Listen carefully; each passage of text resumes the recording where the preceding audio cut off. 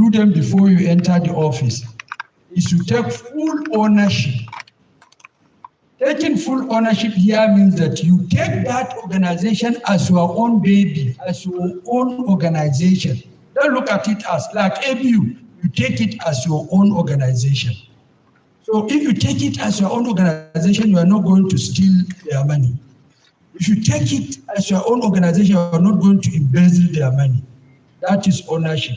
And you must have time before you enter that office. This is one of the most crucial aspects of management. Do you have time for that office? If you don't have time for that office, be sincere and tell them, please, I cannot do it.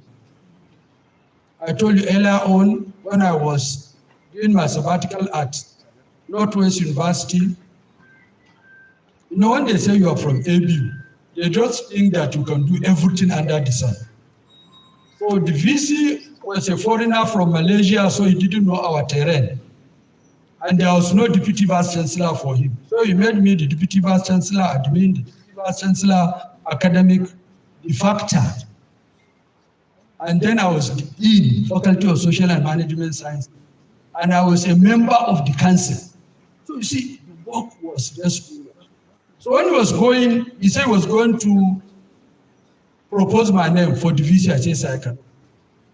Unknown to me, he went and proposed my name, and our former deputy governor called me. I said, sir, I don't have the time. That's the problem. So what do you mean you don't have the time? I said, sir, part of my vision is that I'm going to get a first degree in Arabic. So I'm going to register as undergraduate for Arabic. He said, professor? I said, yes, sir. It's part of my vision. So I quickly came back to Faculty of Art and register as undergraduate, a professor undergraduate, under the tutelage of Professor Burutai. He was my dean.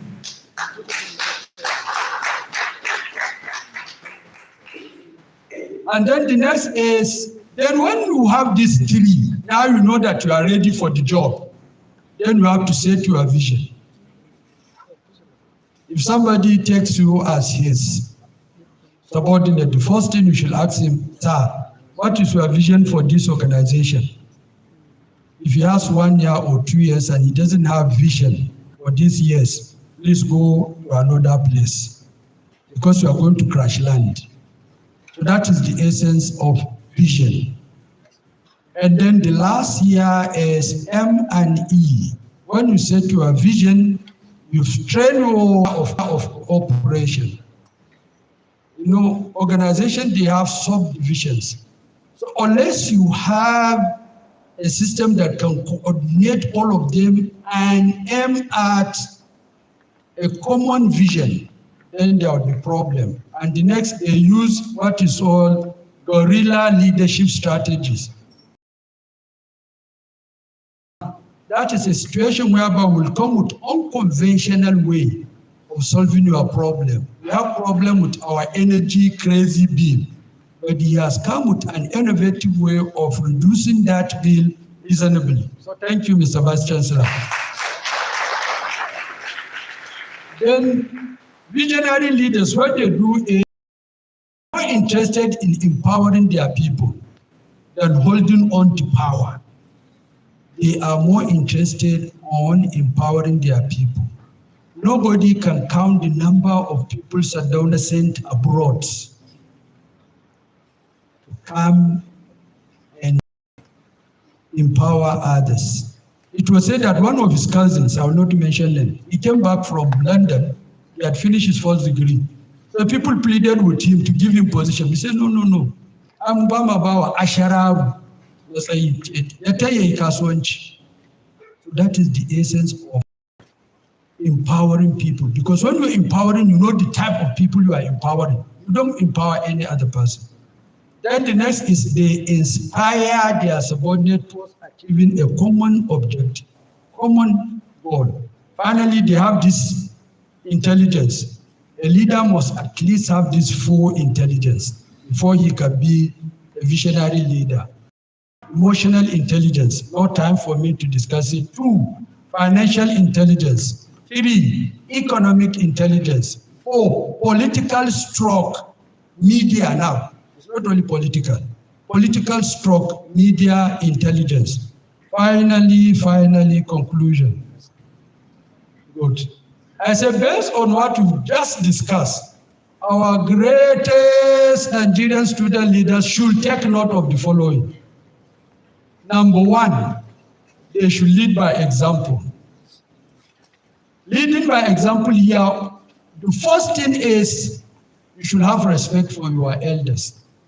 Thank God, I always thank our administration for giving us elders that are dealing with you.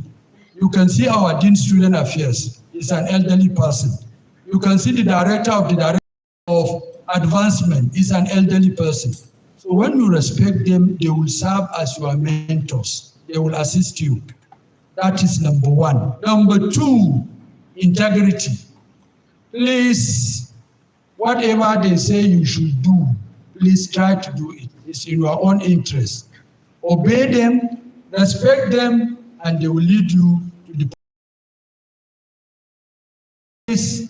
Our greatest student leaders should build trust and beneficial relationships. The first one is with the administration. And the administration is being represented by the Dean Student Affairs. So please, you should establish a very nice rapport with that office. It will help you a great deal. Next is you should be law-abiding citizens. Please, do not break any of the university laws. Because when you start to break our laws, when you go outside, you will break the Constitution of Nigeria. So please be law-abiding citizens. And another very important thing for not only the leaders, but the entire student, please liaise with, first and foremost, the Dean Student Affairs, then the Directorate of Advancement and International Education. You may get international education from him, if you don't know. And then another very important unit that students don't use. I always ask my student, where is our guidance and counseling located? Then in the entire class, nobody knows even where it is located. That is a gold mine for every student, guidance and counseling. Please visit that place. And now we have a very good counselor in that place. Believe me, even me, I need guidance and counseling. Talk less of you. So please go to that. Finally, articulate a compelling dream for yourself. Because tomorrow you will be our alumni. And the alumni are under the Directorate of Advancement. So please, always make sure that you have collaborative program with this directorate. It's very important because they will lead you to the outside world. They will tell you how you are going to build your career, how you are going to build your academic activities, and what you are going to do next when you leave is our prestigious university. Thank you so much for your company.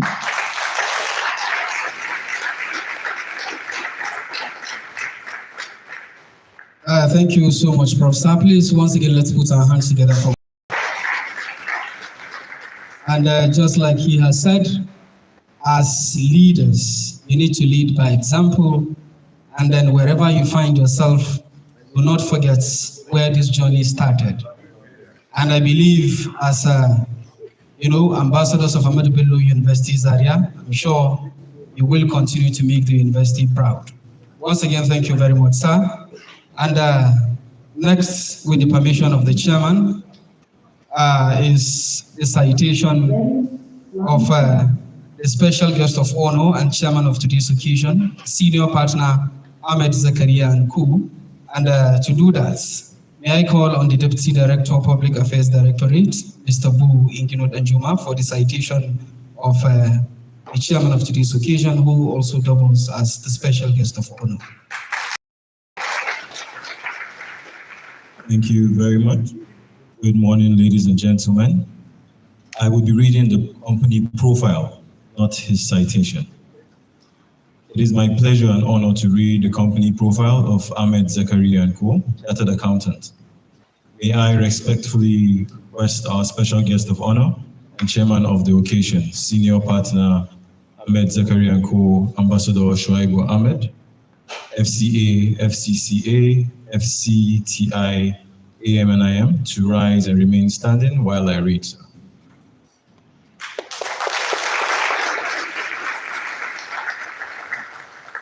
Ahmed Zaria & Co.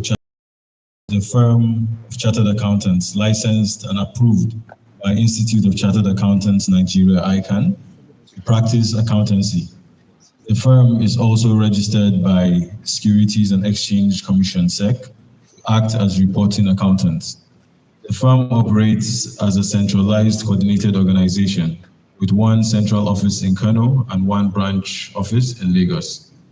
To date, the firm has 4 partners and employs 22 professional staff, some of whom are qualified chartered accountants, chartered tax practitioners, or MBAs, while some others are in various stages of professional qualification. The firm, together with its partners and senior managers combined, have to date provided professional services to more than 100 clients nationwide.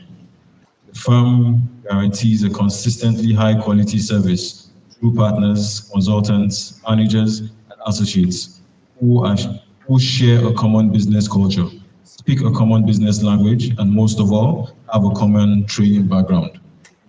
The overriding aim of its partners, consultants, managers, and associates is to ensure the firm's professional reputation with its clients is based upon mutual trust and engendered by maintenance of the highest ethical standards. The accounting firm is professionally independent in all the work it does and in the way it treats all information received from clients. For Ahmed Zaria & Co., developing a constructive relationship with clients is a prerequisite for a successful relationship. No two businesses are alike. No two problems are the same. Clients don't share the same style. Please join me in welcoming the chairman of today's event for his remarks. Round of applause, please.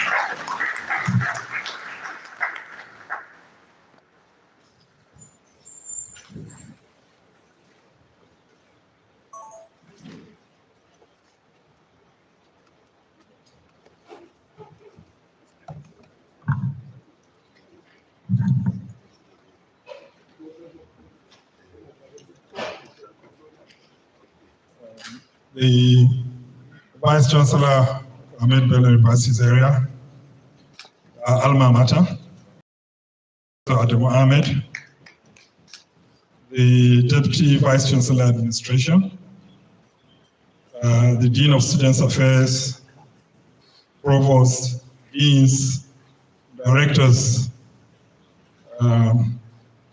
students of our great university, distinguished ladies and gentlemen. Good morning to you all. First of all, I would like to say that it's a great honor and privilege for me to be here with you on behalf of our firm, Ahmed Zaria & Co. And I want to seize this opportunity to congratulate the Vice Chancellor of this great university for this great initiative launched with the Vice Chancellor. Engagement of stakeholders, I think, is the hallmark of leadership, which is exactly what is missing in Nigeria. In Nigeria of today, leaders believe that they are the bosses and they don't need to or hear the opinion of those below them. So this is a great initiative. I want to congratulate the Vice Chancellor for this noble idea. Students are the most important stakeholders in the university community. They are why the university exists. Their voice, therefore, is important and critical to successful university administration. The notion that students are to be seen and not to be heard, I think, is something that needs to be discarded in our university systems. Once again, congratulations, Mr. Vice Chancellor, and your executive team. And then I would like to also congratulate the Dean of Students Affairs. When this program was conceived, one of the challenges that I foresaw was how do you select this batch of 100 students from a community, from a university that has thousands and thousands of students across many, many faculties.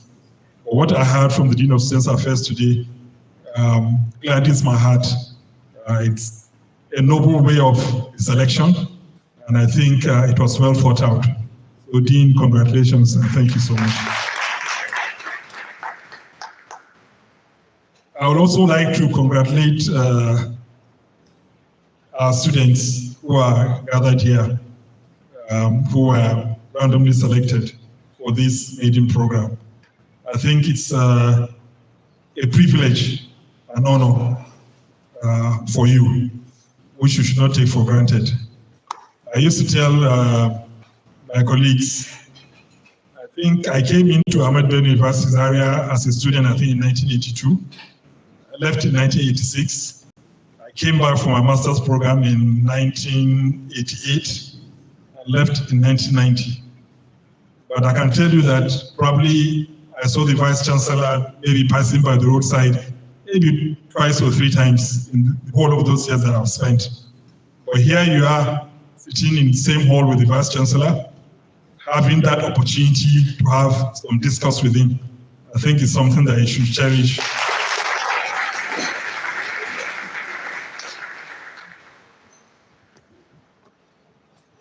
Mr. Vice Chancellor, I think we in Ahmed Zakaria & Co are proud and happy to have supported or sponsored this initial maiden program. And I want to assure you that you can continue to count on our firm for subsequent support.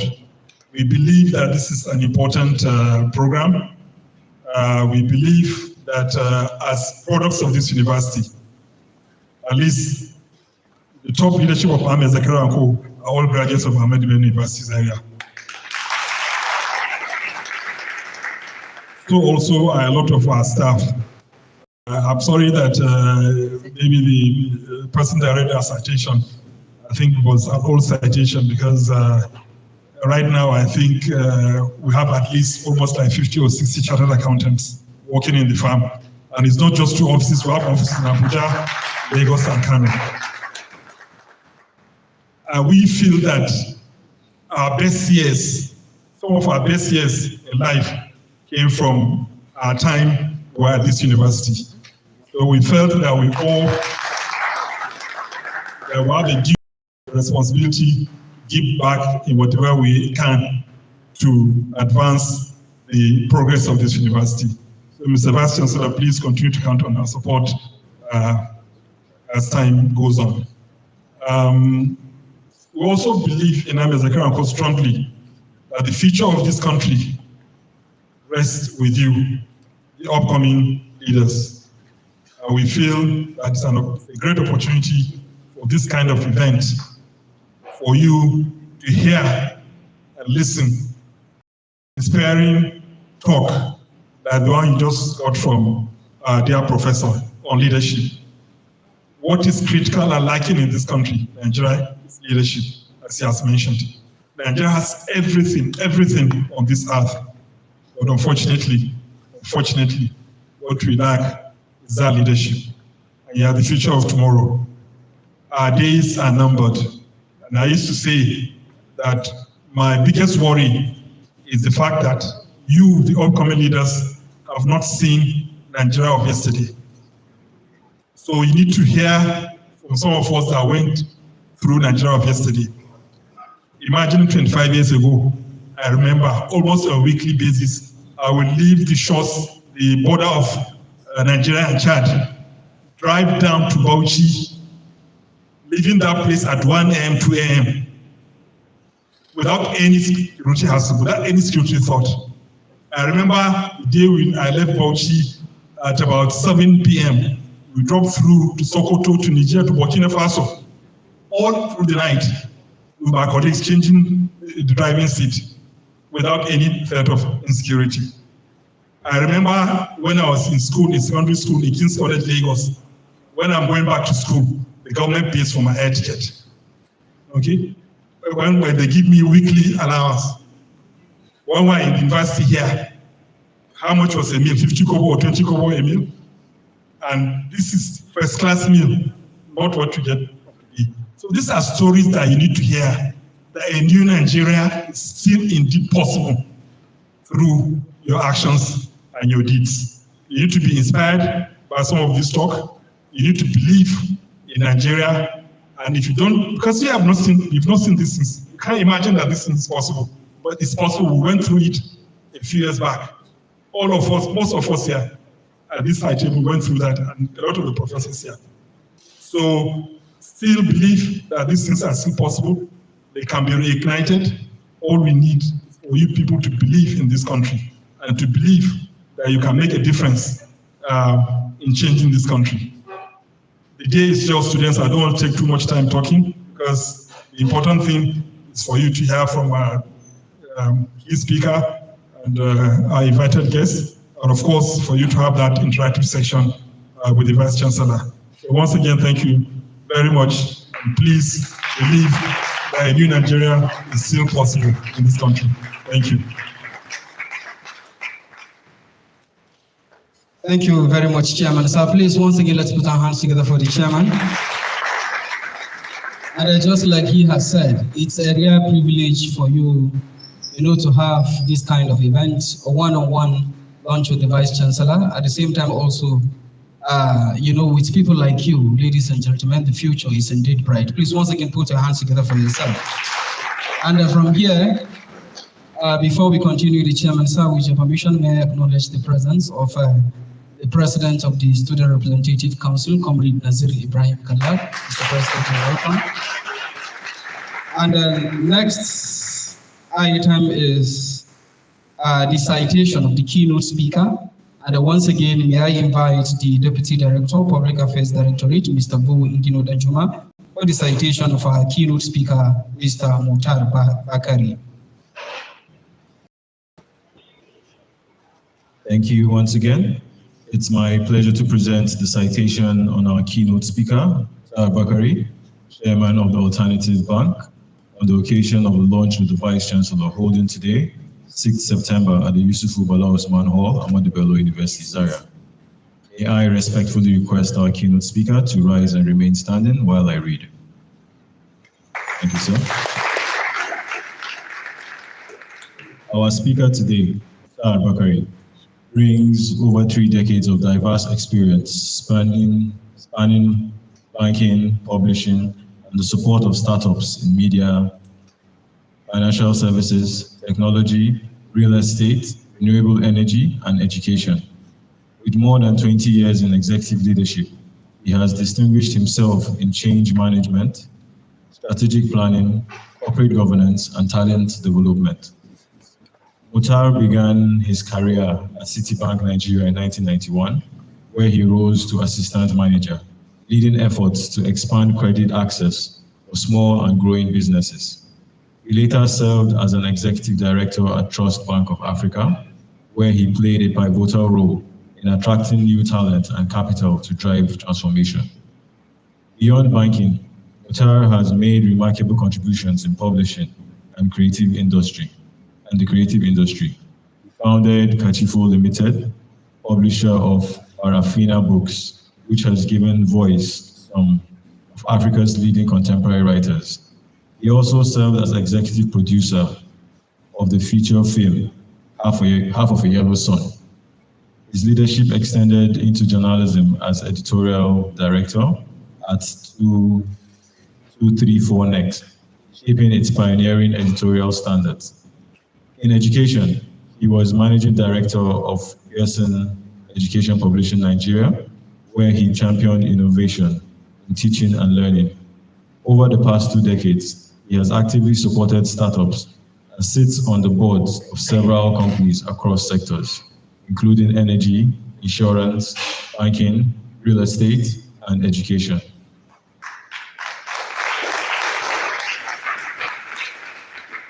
Mutar is a proud alumnus of King's College, Lagos, and holds both bachelor's and master's degree in architecture from Obafemi Awolowo University. Please join me in welcoming our keynote speaker today for keynote address.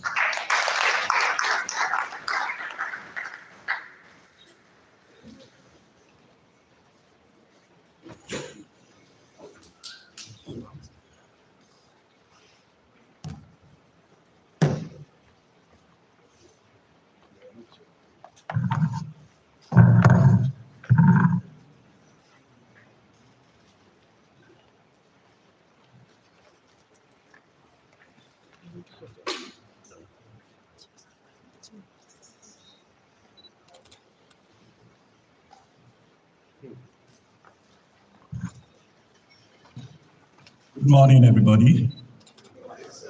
I'm very, very happy to be here. So many places where I could be this morning. I'm grateful to God that this is where I ended up. It gives me so much pleasure to thank and congratulate Vice Chancellor for making this. I must also recognize the Deputy Vice Chancellor, the Dean, and the distinguished professors and directors present. I also want to thank my brothers and sisters for turning up and turning up on time. Can I please invite that my brother that gave the GOSAS to the Vice Chancellor to do the same for all your colleagues that were here before 10.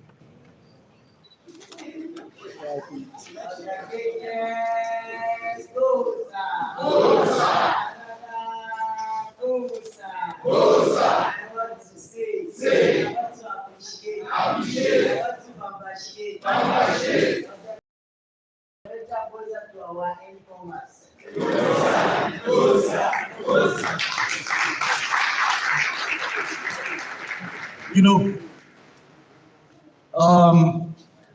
the faculty made it easy for me because I can't do a better job about giving you the theory of leadership than Professor Harvey. Thank you. You see, we must know what we are capable of. And we must know that none of us is perfect. And we must respect experts. You did an excellent job, sir. I wish we hadn't stopped you.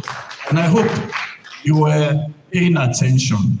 You see, this, a lot of things we are going to tell you today, a lot of things you've been hearing, they are universal and timeless principles. They've been studied for millennia.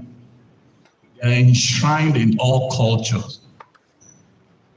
About decency, about equity, about what it takes to be a human being. And we must never forget the smallest component of human society is the family. My brothers and sisters, so long as you're a member of a family, and you're an adult, you are a leader in your own right.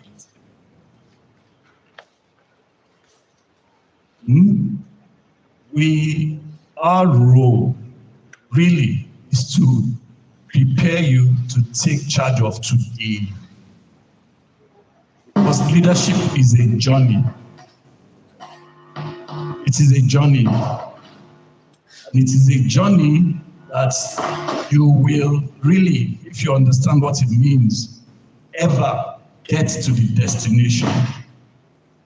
Because the journey itself is the destination. If you are going to take one thing away from my presentation, that is what you should. That is what it's all about. The journey itself is the destination. Every day is an opportunity to do better.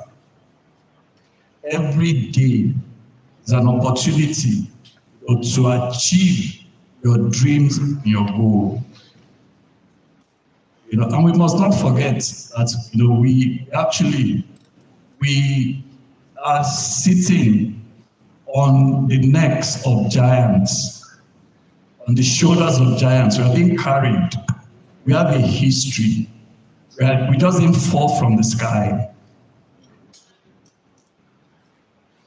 When I came here today, it's the second time I'm going to enter this campus. First, almost 50 years ago, I did the entrance exam. I came by train. Yes, there was a time when you could enter the train in Lagos, and almost 24 hours later, you'll be here, refreshed, ready, pleasant journey, unforgettable. And then you could go back the same way. And we're going to tell a lot of stories. I'm going to speak for like 15 minutes, and I'll go back to that story. But I just want to lay out how we are going to do it this morning. I hope we're going to have a microphone on every table, because I'm not here to teach, and I'm not very good at the theory. I cannot compete with the faculty. But I come from the University of Hard Knocks, because I'm a Nigerian, or not, I'm an elder. And we've been through a lot in this country. I've seen a lot. And I've seen good times. You see that my brother there? We met 50 years ago, right? At King's College in Lagos. You know? And I'm not going to tell you my story. I'm going to situate where I'm coming from. I come from what you will call a very poor family. It's a misnomer. You are only poor when you have no imagination and you are not ready to walk and be guided by all these universal values and principles that are enshrined in all the great religions and all the cultures. Don't let anybody define you and put you in this bucket. Working class, a poor, a indigent. No. No. You know, every human being is unique and special, very specially made by Allah. Your role is to find who you are, your purpose, and to achieve it. And God does not fail, does not make mistakes. He has not made anybody to fail. What do? We do have a choice. We have to take personal responsibility. And that is what it is. We have to take personal responsibility. So, I came here 50 years ago, and I did a test to get into SBS. I probably failed because I wasn't given admission. It's okay to fail. What is even more important is what you do. Those incidental moments of failure do not define you. It's not who you are. But you must take personal responsibility and you must learn. You know, you must not say, I cannot remember saying, I was not chosen because I'm Yoruba. I can't remember. It did not even occur to me. That same year, I done JAMB, and I got into University of Lagos to study engineering. There's a tendency today for us to give excuses, for us to say, this is happening to me because of this, because of that. You know, but like I said, we shouldn't allow any circumstances to define who we are and what we are capable of. And that is why I'm so happy we're having these sessions. The Vice Chancellor has come up with this program that will allow us to have this kind of interaction on a regular basis. And hopefully, people who have praxis, who have experience in grappling with life, who fail and themselves up and try and make their lives better, and come and share testimonies with you. Because the median age in Nigeria, I believe, is about maybe 19, probably about 19. Highest it will be 21. It's a very young country. And I, with all due respect, I don't care what you think you know. If you are 21, you're still a child. And when you are 30, your 30-year-old self would tell your 21-year-old self, my friend, you were just a baby. I assure you, you haven't seen anything yet. That is why some of the advice that you were giving earlier are very pertinent. You need role models. You need mentors. Right?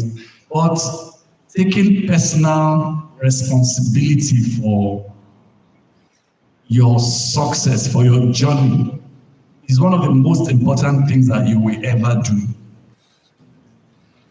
And that includes choosing your friends, the people you call confidants, the people that you seek advice from.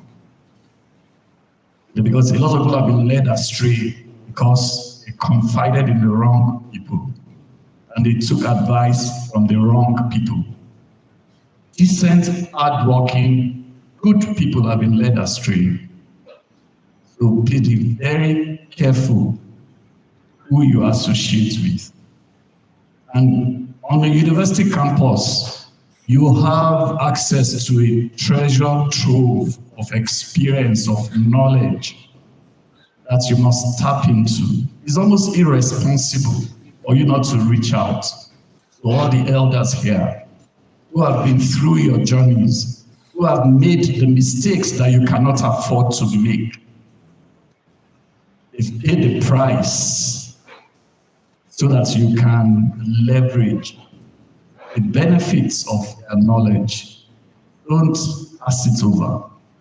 Be very intentional about friends and seek the knowledge and the relationships you have to cultivate to gain experience, to get good guidance.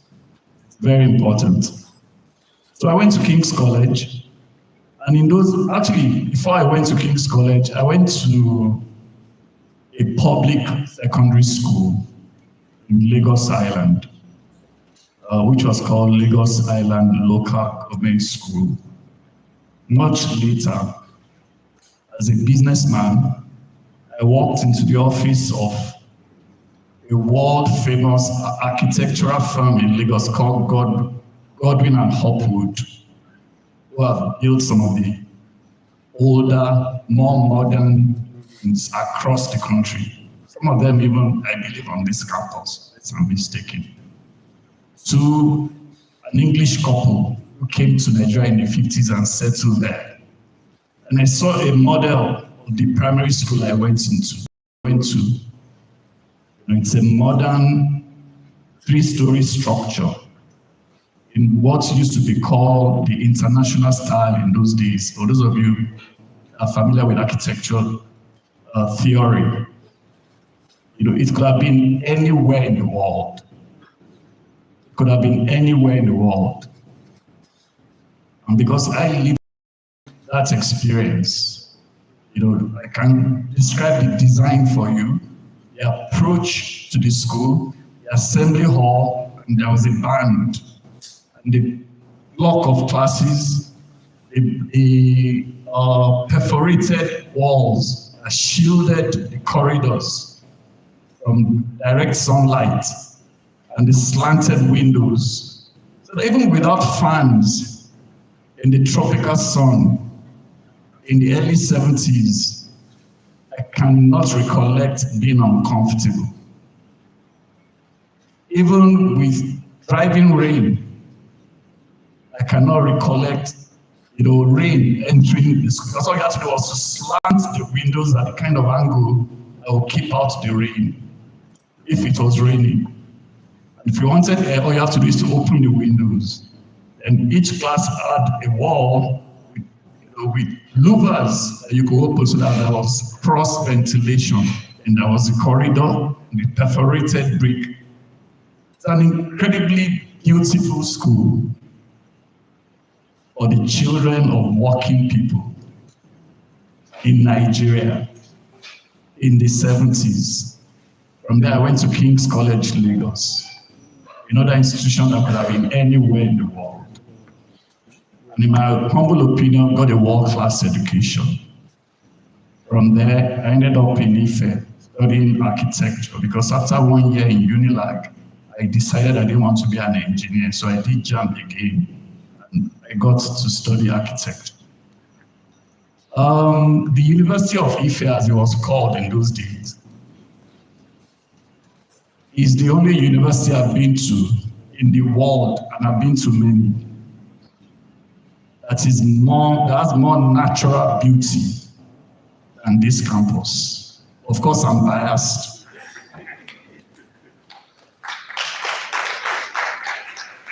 But I encourage you to actually search the master plan online. It's online. It's a world-class university just like this. And when I was coming in today, from the border of this university campus, I think it is the Aviation University that's your nearest neighbor. You know, it was apparent that I was approaching an oasis. I did not need to be told.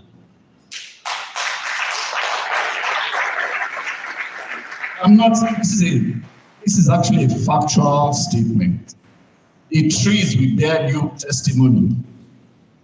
It was like going back to a tropical forest in the middle of the Sahel. And I'm telling you these stories deliberately. And when you step out, I want you to appreciate the environment. Look at the trees and to look at the environment beyond your walls. Is this, you know, we're all under the same God, the same sun. Oh, it's different. Even the air is different.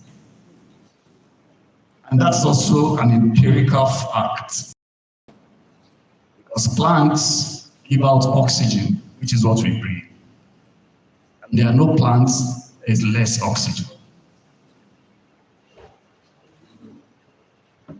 And I wanted to look up at this first. And if you go to Ife, you see the photograph of Ofemi Awolowo. If you go to some university in the East, you see the photograph of M.I. Opara. Things have gone wrong with this country. It is not where it should be. I don't want any one of you, my younger brothers and sisters, to think that for one moment that you don't come from a generation of greatness, that this country has never done things. I go onto the internet and I see what young people post, and that even breaks my heart more than the, let me use the word, stupidity of my peers who lead this country so irresponsibly. Well, you must not concede this country to them or to us, because it is yours. The life expectancy in Nigeria for the male is 58. Or you are more conversant with the data, so you can correct me. So some of us are actually living on borrowed time. We should be dead. Like our average compatriots. So you are not the leaders of tomorrow. You are the leaders of today. This is your country. Own it, take it, and create a future of your own imagining.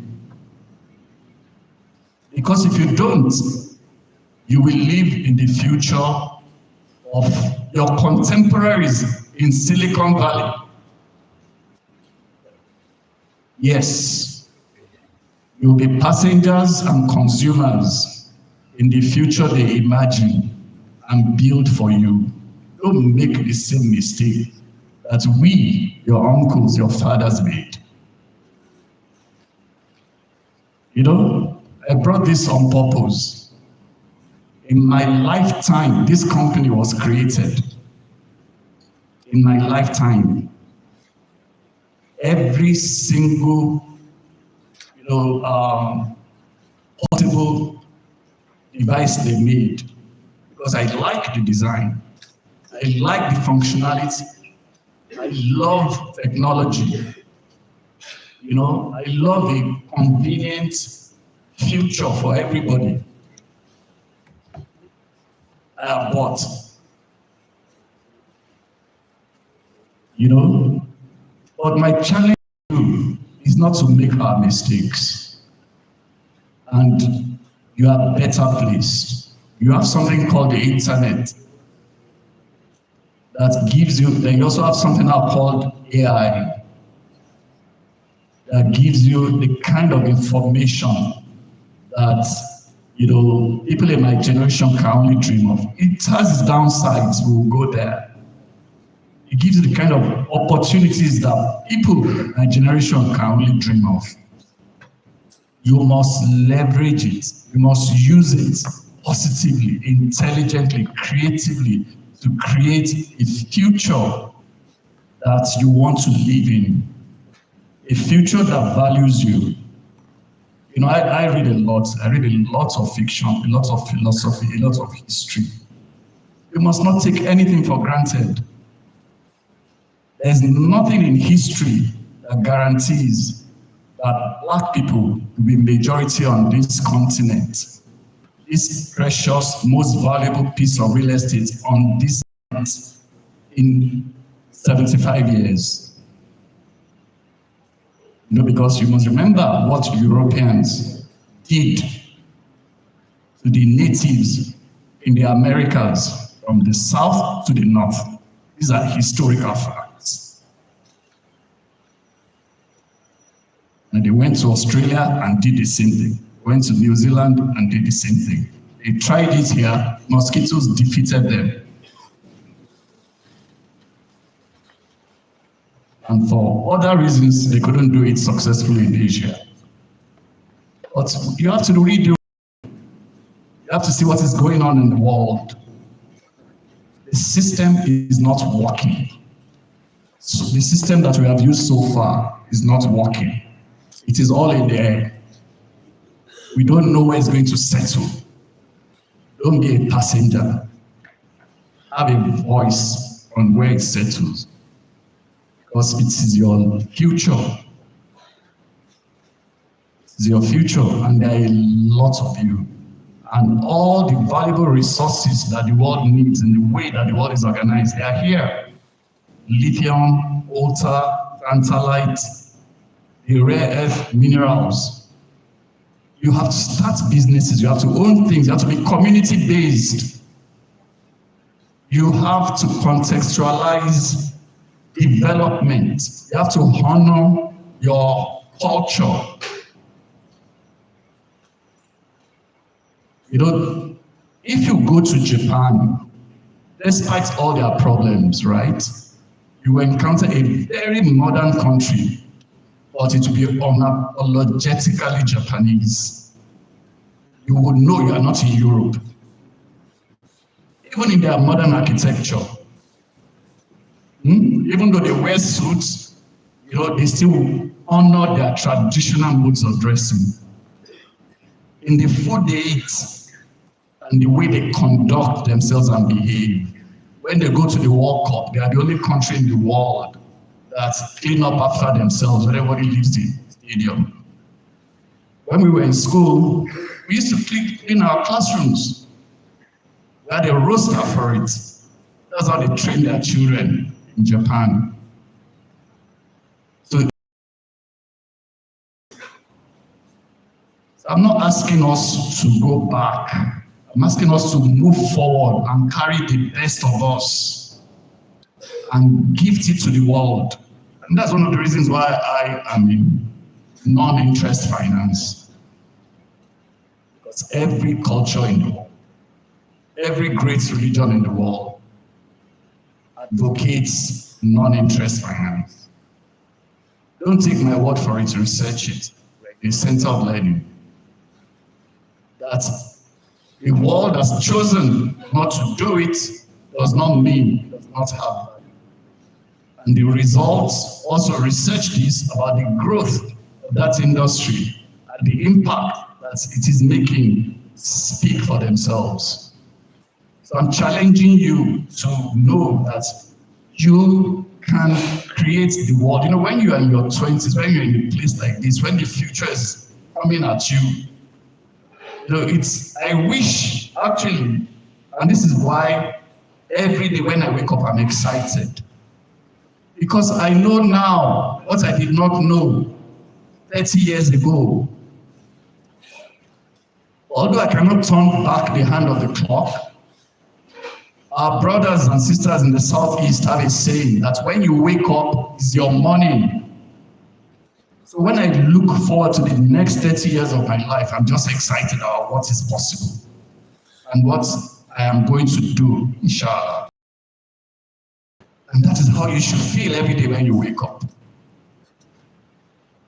You're the greatest obstacle between you and anything you want to achieve, right? Laziness and fear. Laziness and fear. You have to find a way to channel fear. Notice I didn't say banish it. And don't forget, right?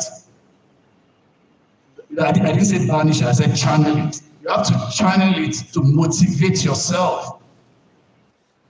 You have to have this level of self-respect and self-love and certainty about who you are and what is possible, that you can just not give in to the idea of not succeeding. And that's what it takes. I can go on.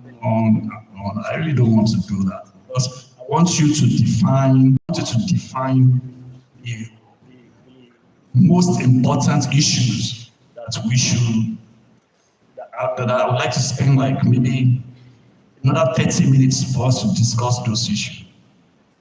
But it's important for us not to be afraid of the future. I don't think I really started being content with life until I accepted the fact that I was going to die. Then I made the determination that with God's help, I intend to die well. It's futile to say I don't want to die. You are going to die. But I've made a determination that I'm going to die well. I'm going to do my best to do all the things that I know are important to me while I leave this planet.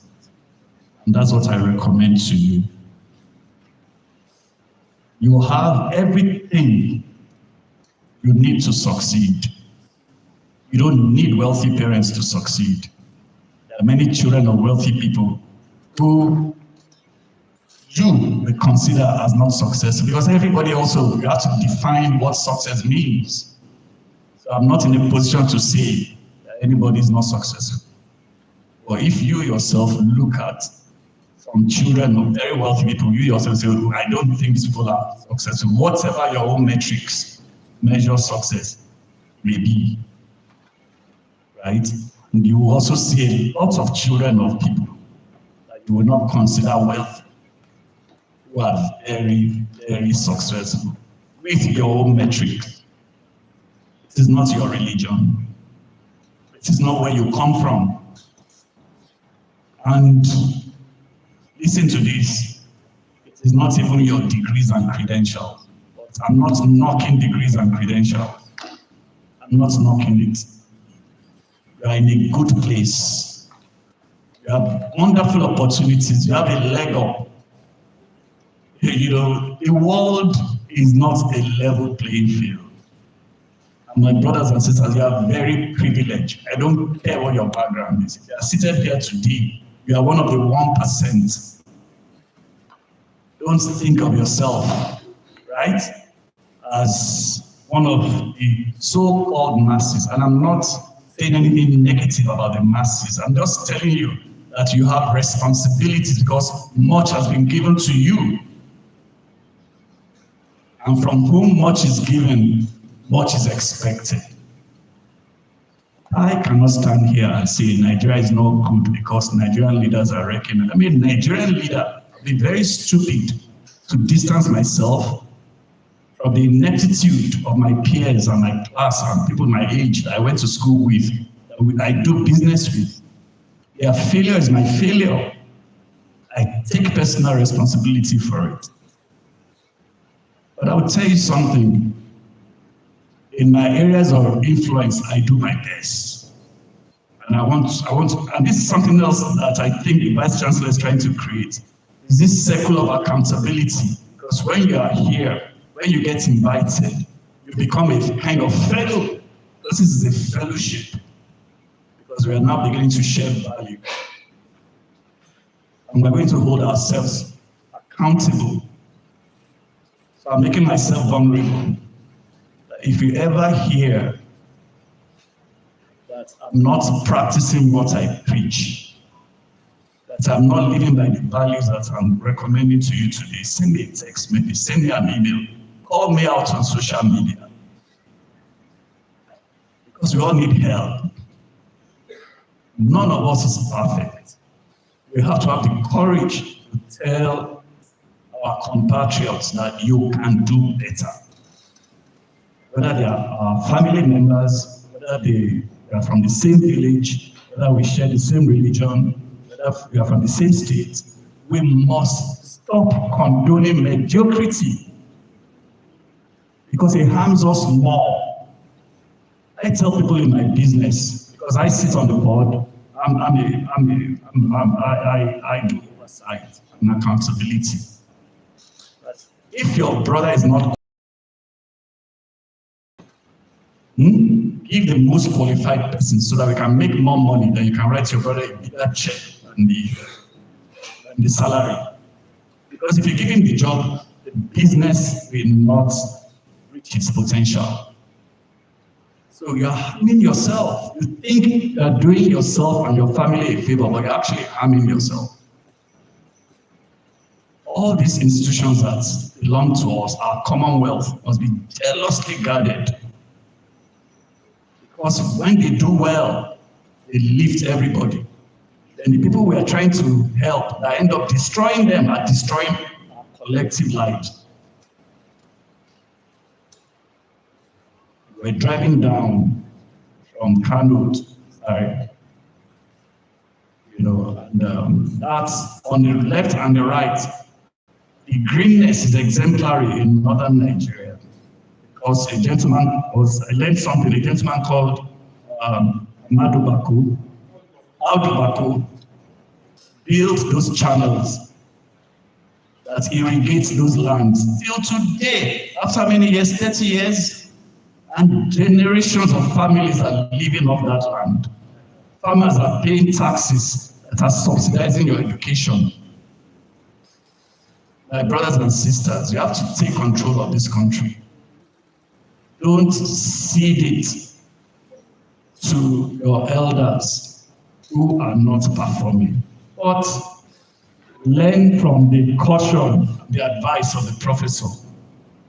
It is better to engage respectfully, right, than to be disruptive and speak against each other. We cannot even hear ourselves.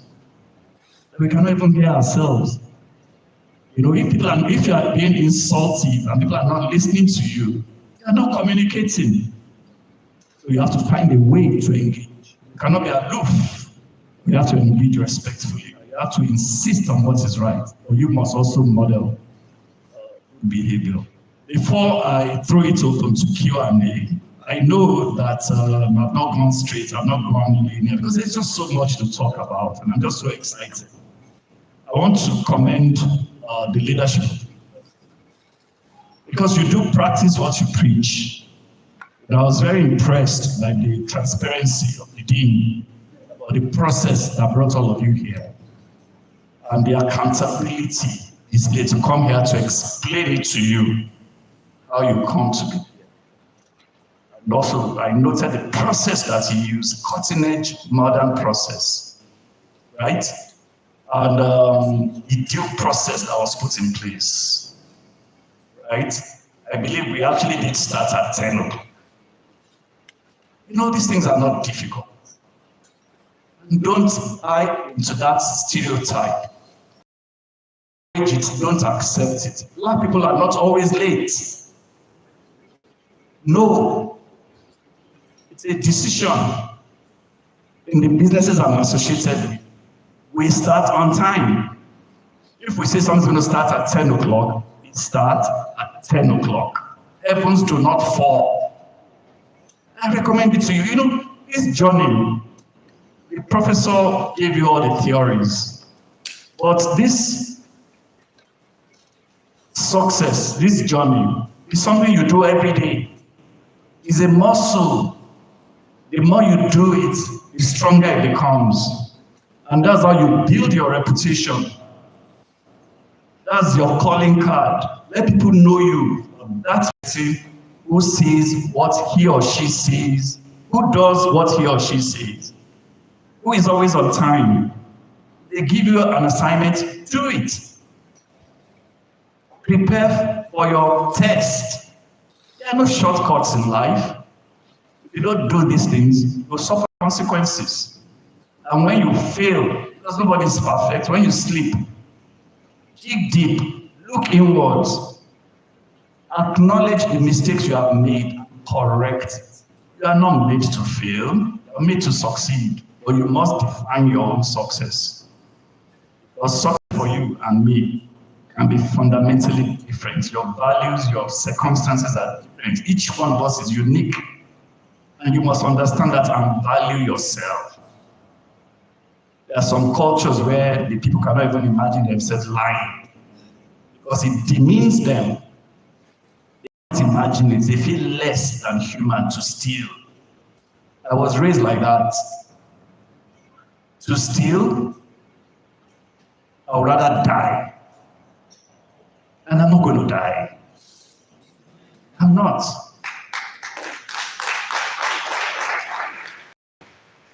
The reason why I'm talking like this is that we're talking about Japan. They don't even have land.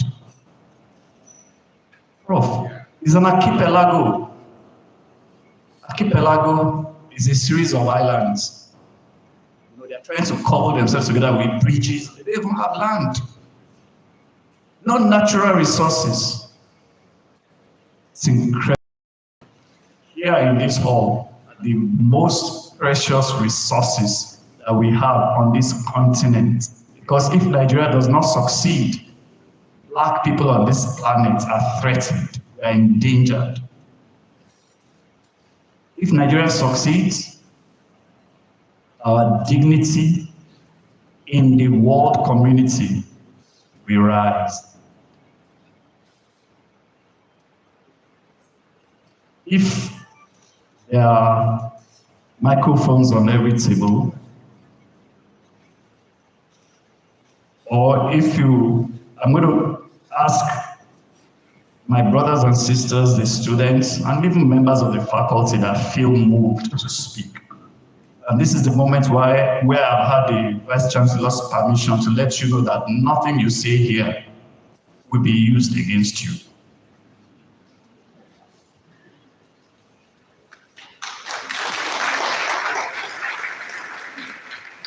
Because that is the whole point. It's a safe space. We want to understand what are your greatest fears? What are those things that stand between you and achieving your personal? What are those things that you are confused about? I promise you, I will look into my life, into what I know, and try to respond honestly. You may not like what I say, but I'll say it respectfully. And there's nothing like a stupid question. So don't be afraid.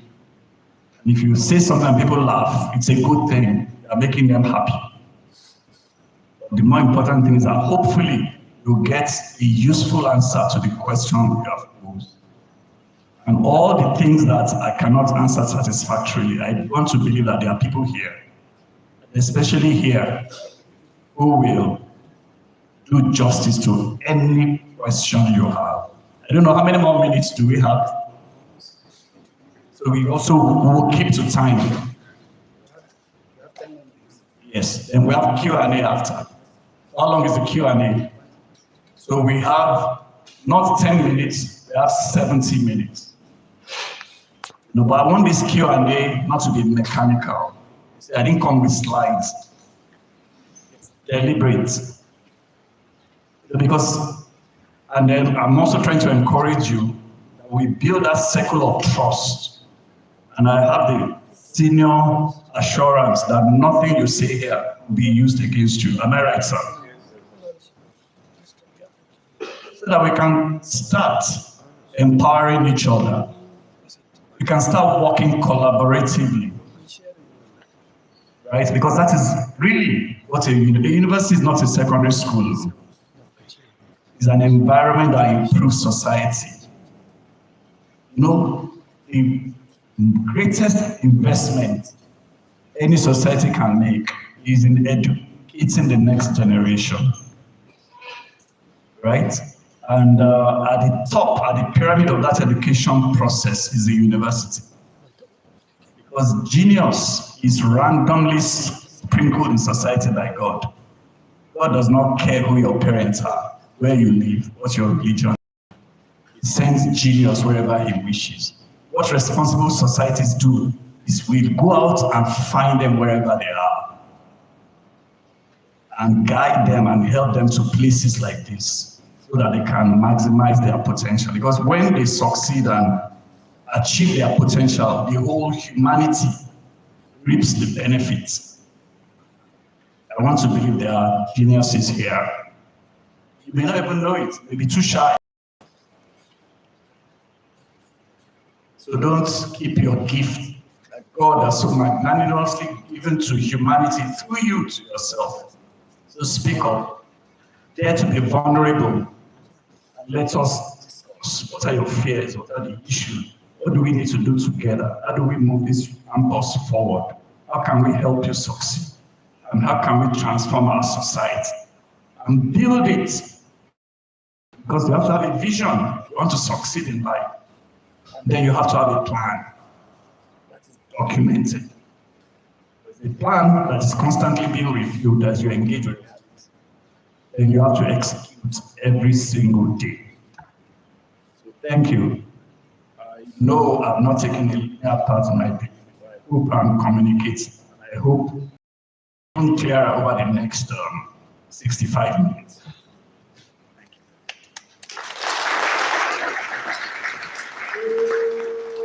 I'm the biggest Nigeria student. I'm the biggest Hausa student. I want to say, I want to yarn, I want to appreciate. I'm the biggest chairman. The biggest chairman. We fundamental goals for our chairman. Goals.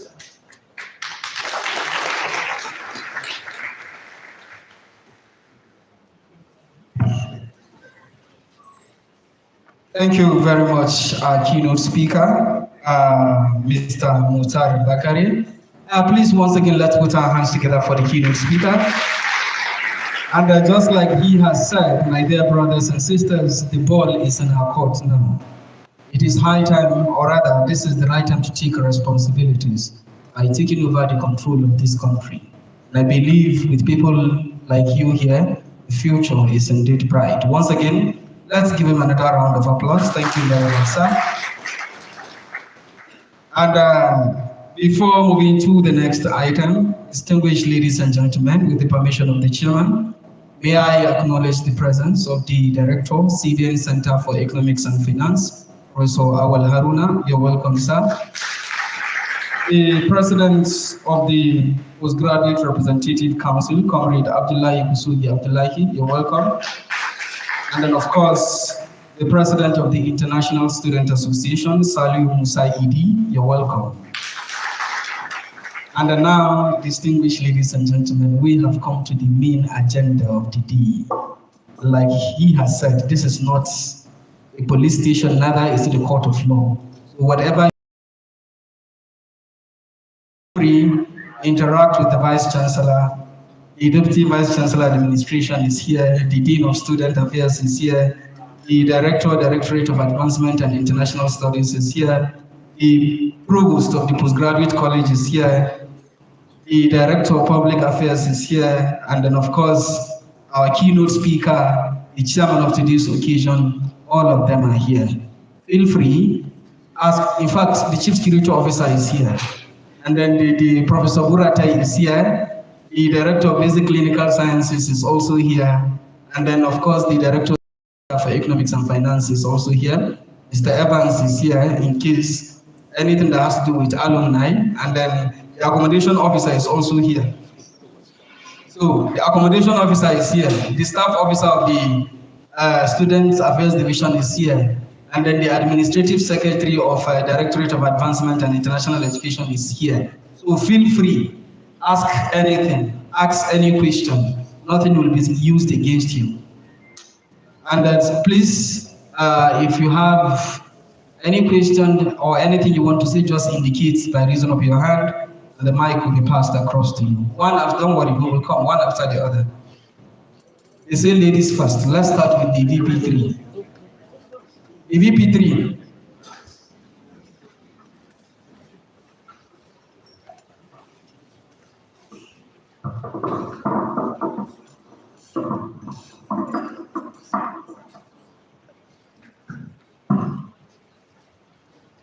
Please, you can direct your question to any of the dignitaries seated. Just feel free. Thank you very much. Distinguished guests, the Vice Chancellor, Dean of Student Affairs, special guest, the Chairman of the Education, and distinguished lecturers and teachers, mentors, fellow students, representatives of the students, both the student representative council and the undergraduate representatives, and then the postgraduate representative. I distinguished Master of Education, Master of Education. Permit me to stand on an existing protocol. My name is Aisha Ahmad. I am a 600 level medical student who doubles as Vice President.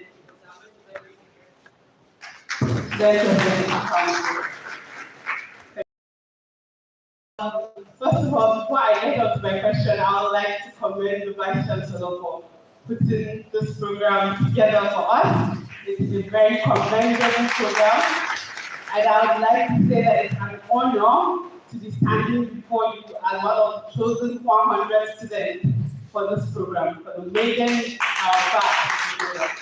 So thank you very much for that. So far, as a student who is also a leader, I am one who is driven by leadership, who always want to find a way to contribute.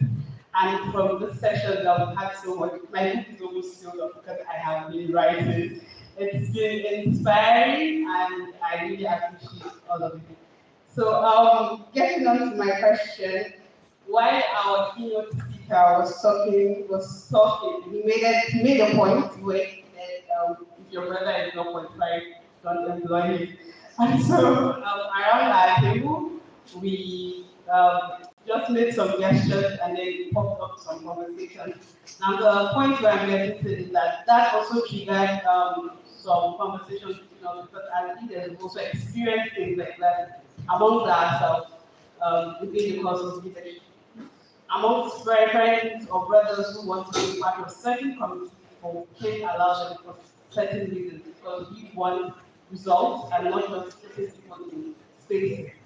Now, the point of all these background stories is to get to the question, how do we as leaders balance empathy with the need to make tough decisions. Because sometimes choosing other people over your people in quote is a very tough decision. So how do we balance that? Also, as leaders of today, like our keynote speaker pointed, how can we balance between being decisive and being inclusive? This particular question is very important to me because one of our major goals when we got into power, along with other representatives, was to ensure we have inclusivity. And even though I believe that we'll try to achieve that, how do we make it better? Being decisive as well as being inclusive. Thank you very much. Thank you very much, Asila. Next time, please, no protocol. The protocol has already been established. Thank you. Please. No, I think.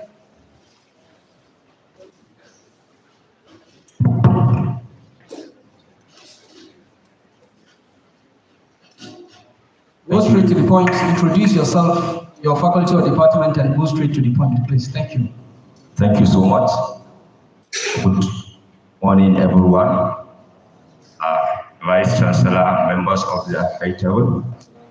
My name is Ibrahim Nohukantia.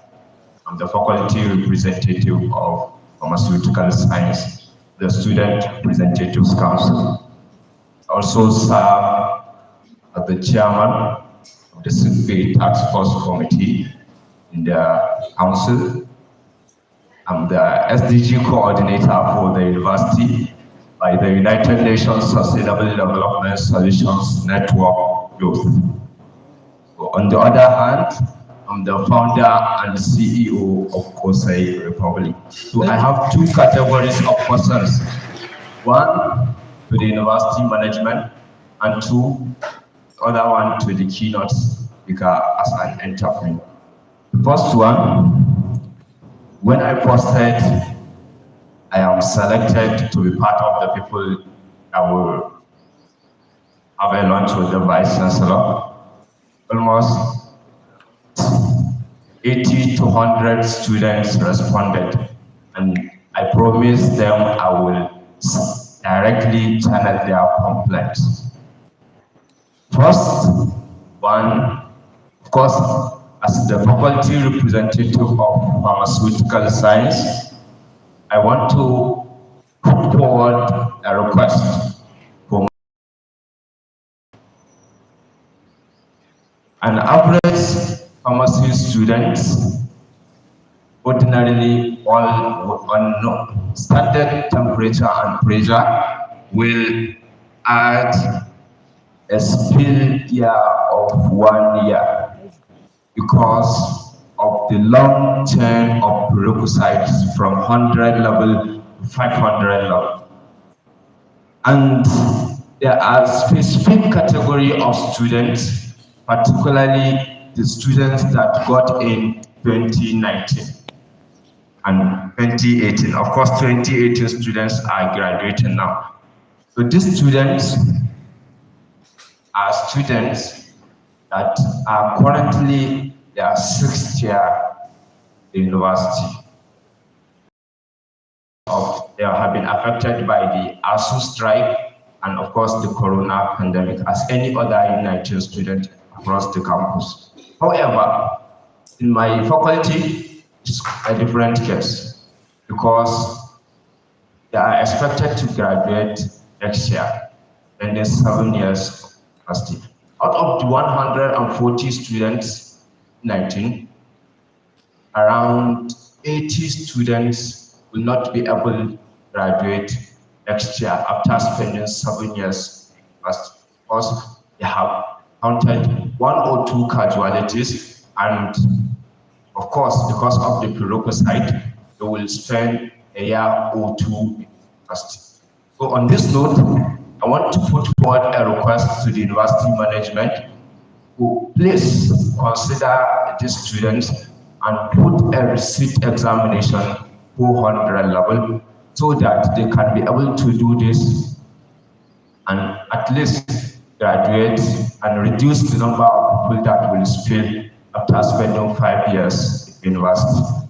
This is not an attempt to reduce the level or to make the university to come down to its standard, but we understand at least there are so much economic and social consequences of this. Currently, there are students that have to defer this session because of mental challenges they encountered. And of course, these are some of the things. On the other hand, as the chairman of the ABU SRC committee, we conducted a survey when I was appointed by the SRC president to lead this committee. And around 580 students responded to this survey. And the major bottom line to cut the story short is a lot of students are facing challenges while accessing the health facility university. This is because of poor response from the health team, lack of medication in the university, and other challenges. It makes it difficult for students to enjoy the welfare of the university health service there. So on this front, our committee have 2 or 3 recommendations to university management. One, yes, we have a comprehensive report that we want to send to the Vice Chancellor and the University Management through the SRC President. But to use this opportunity, here is 3 recommendations we have on that. One, yes, we understand that maybe one of the reasons is charges, because we had a meeting with the director and the health team. The charges are not too, they cannot be able to accommodate the services.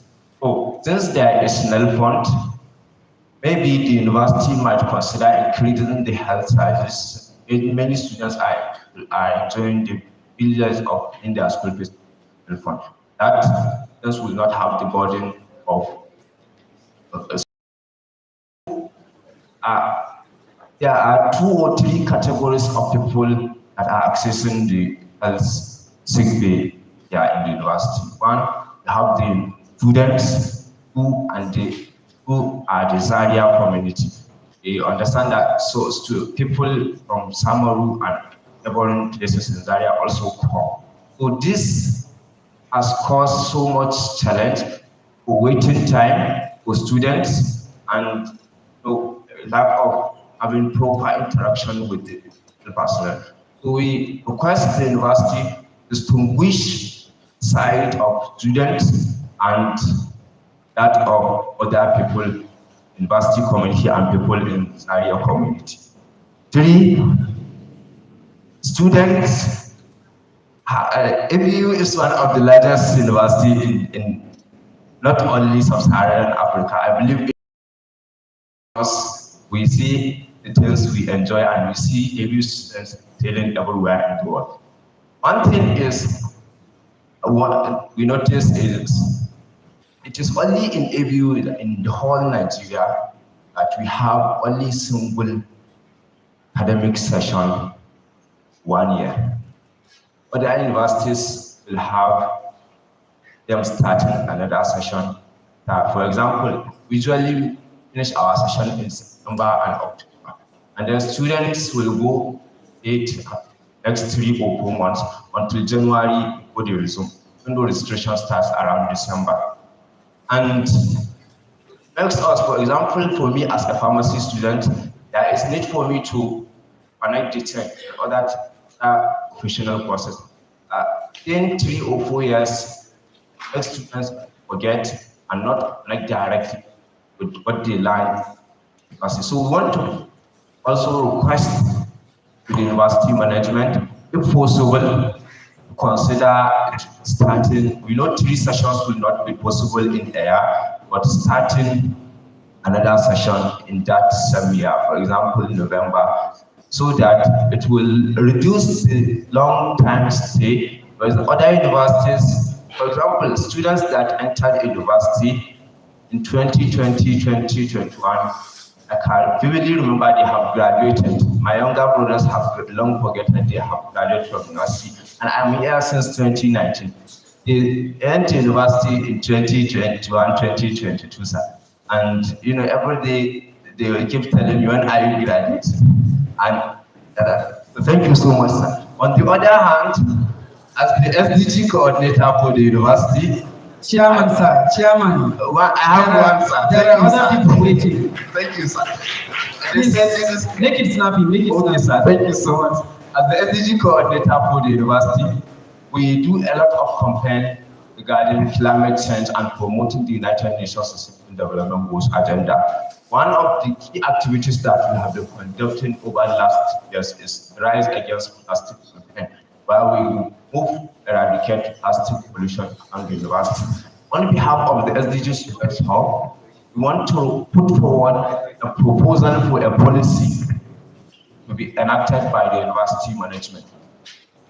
This policy is simple, that every student that uses a plastic, whether it is this or sachet, should not dispose it anyhow. Should at least put it in his pocket or keep it and find a nearest dustbin to dispose it. We believe this policy will help promote the university in achieving its mission of environmental conservation and protection.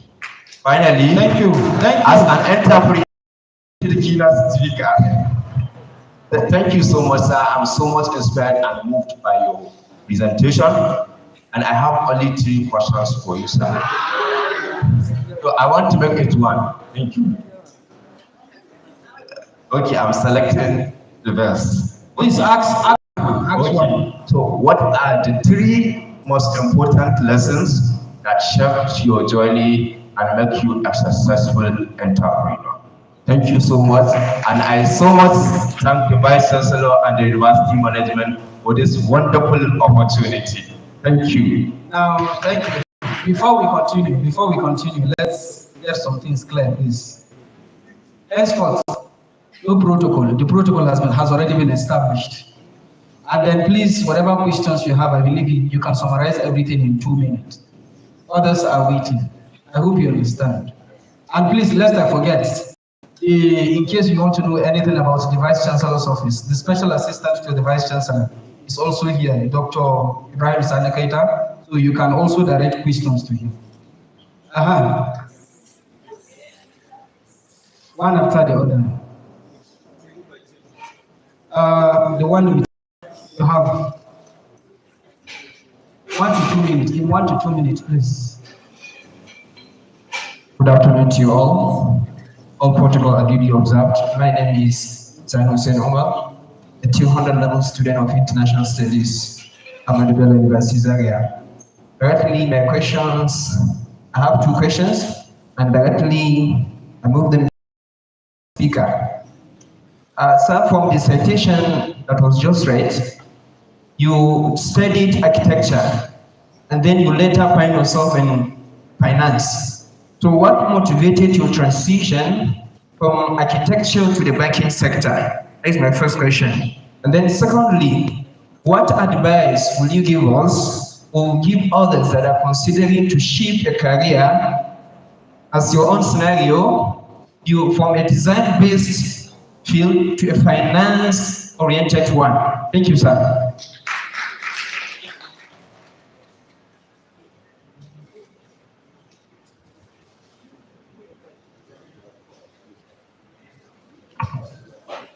Good afternoon, Vice Chancellor, Student Affairs, PD, Provost, Postgraduate College.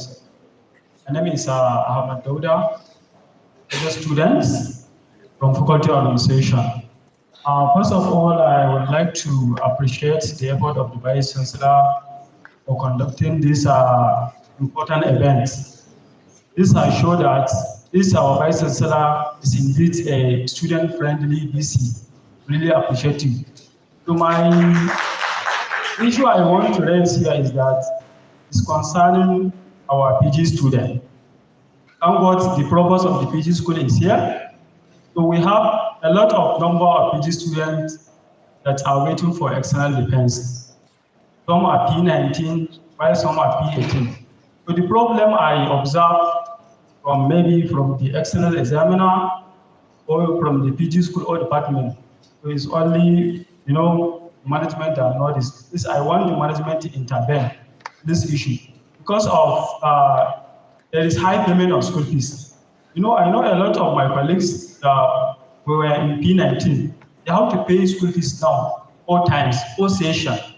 That's 2 years MSc program, and they have to pay 4 years school fees, which is very much for them. At least someone for him to graduate for MSc, he has to pay 1 million naira.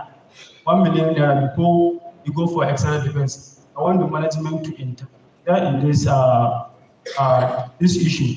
Then secondly, from Koga campus, we are experiencing lack of electricity. So we are PG students, we need light for our research. Yes, now, to charge our system, to carry our assignment and research, so there is no constant light in Kogo. Please, we need the management to please address these challenges. Thank you very much. I know there are a lot of questions, but calm down, everybody. Let's the members respond first. Let them respond to the questions reached so far, and then after that we continue.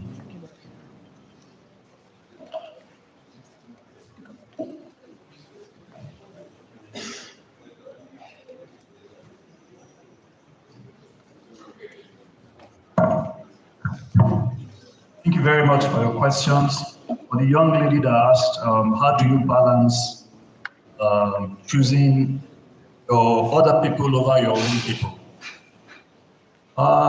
You're actually not choosing other people over your own people. You're being equitable. You're being fair and equitable. I have not said if your people are qualified and they meet all the are qualified, you would not be just deny them. But if they are not qualified and other people are qualified, you know that is not right. That is not equitable. You should not do it unequivocally. No, especially if they are not qualified and we put them in a situation where they're going to destroy value. You're not helping them. You're not helping other people. You're not even helping yourself. It's better to put in that position someone that will create value. That's how you help you.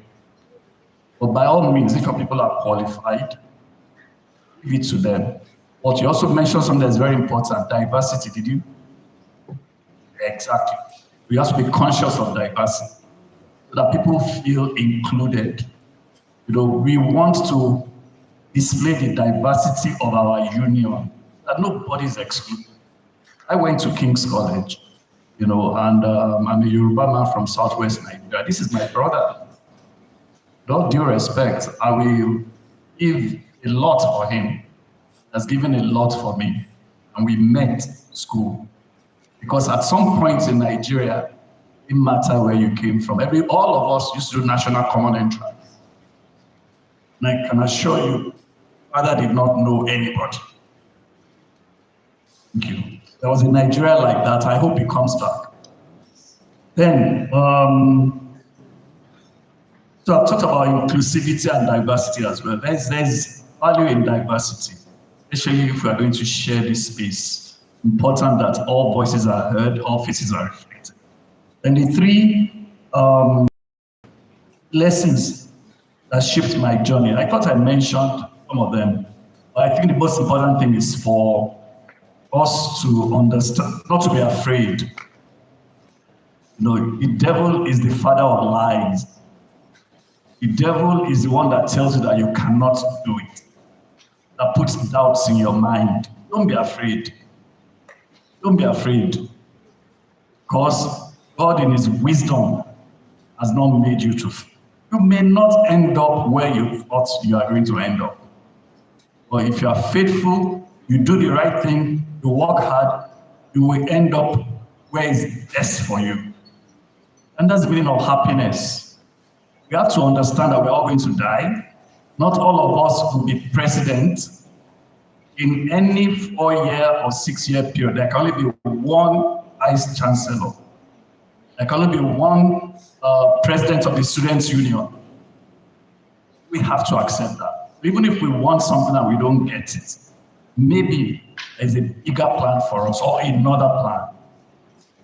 That's really, but so the best thing is for me that I've learned is not to be afraid.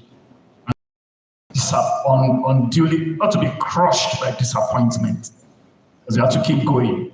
You have to be positive about the future. Then how do you move from one career to the other? I made that transition in postgraduate school because in those days, corporations used to come to campus and ask me to come and do a test, and if you pass, they will offer you a job. So in that generation, we actually had a lot of people from engineering ending up in calculations, and finance has a lot to do with numbers. Some of the senior bankers today and the last generation, they actually started out in engineering. Many of them came from this university. And so that's how I ended up there. I'll tell you something about liberal arts education, or a very wide-ranging course like architecture. I did courses in every single faculty, including health sciences, because I had to do environmental psychology and public health. Get an architecture degree. So you have the foundation to see the whole world from an empirical standpoint. A fantastic liberal education, a good foundation to go further. And now when they teach innovation, when we're talking about leadership and give you your own identity, what is going to give you that capacity to create exponential value? Because in the realms of strategy, you make change two ways, create values in two ways: by operational efficiency, you do things better, and then also by innovation and creativity paradigm and creative. That's how you create exponential value. The value you create by operational efficiency is limited, and it is easy for your competitors to catch up. But when you do things differently within the boundaries of fundamental principles and ethics, you change the paradigm and you create exponential value. That's why the whole world always encourage creativity and innovation.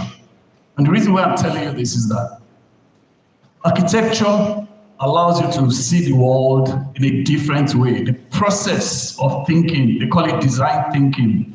They now teach it in finance. The cutting edge best finance programs will teach you how to think like a designer, like an architect. It's very iterative.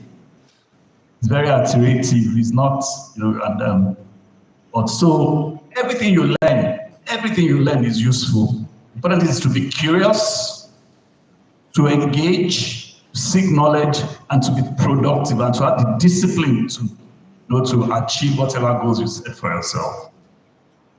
In fact, in a lot of other places, professional degrees are usually second degrees. Doesn't matter what you read.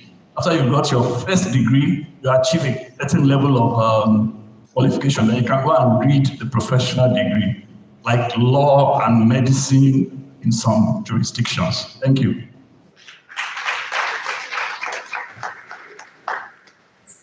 Sorry, let me just add one. I think the first thing I want to talk about is the issue of this lady that mentioned the fact that Karen mentioned that if you have a brother or a relative who is not qualified job, don't take him. Take most qualified, and there are other ways you can help that relative of yours. Many of you would think that this is something that is impossible. And if you remember in my speech, I mentioned the fact that one of the key reasons why we're here was to learn from those of us that have seen yesterday. And this is very, very, very common in Nigeria of yesterday. Or you not knowing anybody, okay? Fresh graduate from university, you get employed. Or like he mentioned, a lot of us were in remote villages in those days, not knowing anybody. When you go and sit for common entrance exam, the next thing you get a letter inviting you for interview, you go for the interview, you get admitted to FGC or King's College or Queen's College or whatever, not knowing anybody. These are things that have happened in this country before. We've all seen it, we've all witnessed it, okay? And it can still be done again. One of the reasons why we're having so many challenges in this country is about this injustice. If you don't know anybody, you cannot grow, you cannot move forward, you cannot do whatever. This is what is creating all this injustice, and these are some of the things that we need to correct. So you are the youth, you are the future leaders of tomorrow. You need to know that this thing is doable, this thing has been done in the past. Then she had asked also about 1 or 2 or 3 lessons that have shaped his life. And I remember in his talk, he mentioned the fact that failure is not the end of things. That you must, the good thing about failure is for you to learn from it, wake up, and be determined to move forward. Let me give you my life history. I told you I went to Ahmadu Bello University, Zaria. I read accounting. I graduated in 1986, BSc accounting. I was one of the fairly top students. But by the time we graduated, I didn't get a 2-1. I got a 2-2. I missed 2-1 by just a few marks. I cried for weeks about that. But I became determined. I said, I'm going to be the first chartered accountant for my class.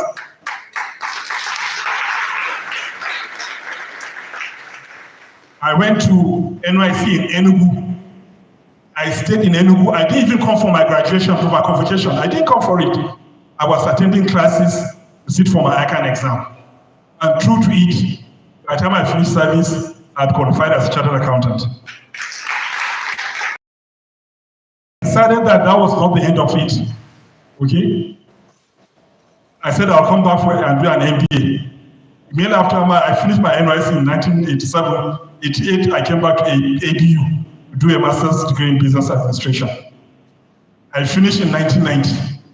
Before I ended up in 1990, I'd already sought admission to study ACCA in London. I didn't need to do that because I'm already a chartered accountant by that time. But I said, still I need to excel because of that failure. I still wanted to excel and be the best in my profession. I went, still got scholarship from Bauchi State Government, went to London, studied ACCA, qualified, and came back. Okay? And that failure was what has ignited my career path. And I want to encourage you, as he has mentioned before, never take failure as the end of your career. Always take it as a lesson and try to move forward. Thank you so much.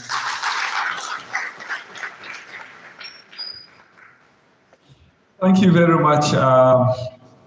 Very great questions from some of you, Kenke and Lucy. Omar. I'm glad that I'm here with the Dean Student Affairs and Provost of Postgraduate College, but I'll let them have a word or two. But let me refer back to my last statement when I was speaking. I said, the youth can run faster, but the elders know the road. I think that quite often we seem to be too much in a hurry. Yes, we understand that circumstances around the country is, so difficult, but we seem to be too much in a hurry, to achieve too quickly. I think we need to slow down and take deep breaths each time we try to program ourselves for greatness. The issue of having to do 2 sessions in a year, those things are technically very difficult to achieve. I remember when we were students, the sessions begin in October and they end in June. And between July, September, everybody needs a rest. You go back home and incorporate. But those are the days of the almighty June. Subsequently, the course credit system was introduced. And that allowed the introduction of what we call the third semester. And that has been a practice across that at the end of every session, between that June and September, 3 months, those students that need to address some kind of failures or carryovers that they have would be able to come back and do it. But that means that they won't have any break. As soon as they finish the third semester, they come back for the next session that's in October. Those are all possibilities. But in between, what the university has done of recent is to create the receipt, which is an abnormality in the course credit system. We have to live with circumstances and the university had to bend backwards, create that third receipt examinations. And it won't stop. As you finish your exams the next 4 or 5 weeks, as the results are released in November and December, it's again, will be wrong. But that is to say that because you are unable to have the third semester of 3 months, so you can see that it is all appreciating those challenges that you are facing. The fact that instead of compelling you to do those 3 months, that semester you could just do the receipt, which just goes and it's over. So I think that we are trying to be responsive as much as possible to ensure that those difficulties, are eliminated and everyone can come in and graduate early. I must also apologize, yes, that there were so many industrial disputes that have closed the universities, not only ABU, but it's across the nation. Unfortunately, you have to pay the price. Some of you, because you have to stay an extra 1 year or extra 2 years. But those are prices that we have to pay. And like Ambassador has just spoken, one failure should not determine what you become in future. But I believe God has a reason for anything that happens. We understand that the shortcomings of our leaders, God has created that room for us to go on strike, in the interest of ensuring the universities are well funded. There are great strides that are being made by the government itself. They are already in negotiations with the unions. We are very hopeful that strikes will not happen anymore. And you can see in the last 2 years, there's no strike. We pray and hope that the president, the listening ear that he has, make sure that strikes don't happen. And for us, we will continue to make sure that the stability in the system, our relationship with the unions, they will do themselves to ensure that we don't have any break our academic activity. But let me acknowledge very quickly the outgoing Student Representative Council. We've had a very stable session. In fact, in the last 8 or 10 years, ABU has not had any disruption as a result of students' agitations. So we'd like to thank you for that. It means that truly, as future leaders, you understand that there are challenges in the system that are not necessarily our own making as admin. So working together with you, getting these feedbacks, we'll continue to adjust the way that when you come for a 4-year program, finish in 4 years. If it's a 5-year program, you finish in 5 years. We share in your frustrations with the medical services, and we have already taken steps to ensure that staff are separated from students in terms of service. So we are going to be prioritized. That also extends to the community. The university is about, teaching, research, and community service. So the university, there has to be what we call the town and gown. So there are services that we have to give communities. But again, we've also taken steps to show that as we are here for you, so we are separating the services that you get, people that are coming from outside. So we would expect a report from the committee. Please kindly submit it to the Dean Student Affairs. Look thoroughly in it and ensure that we do the needful. I will ask Dean Student Affairs say a word or two with respect to the pharmacy issues, and then the provost of Graduate College would also have some breaking news for the PG students. Thank you. Thank you, Mr. Vice Chancellor. Yes, what the students observed regarding the pharmacy program, I attest that it is the case. But before I became Dean, I happened to know about the issue, and we must acknowledge the effort of the Directorate of Academic Planning and the university management. When they brought that issue, I went and discussed with the Dean, and then after that, the Director of Academic Planning. I think they will attest that there are a few issues. At least one of them has been resolved, which the department accepted and is being implemented, which was that, they say once you have attempted a prerequisite, even if you fail, the next session you can take the two, the prerequisite and the current one. I believe the department is implementing that.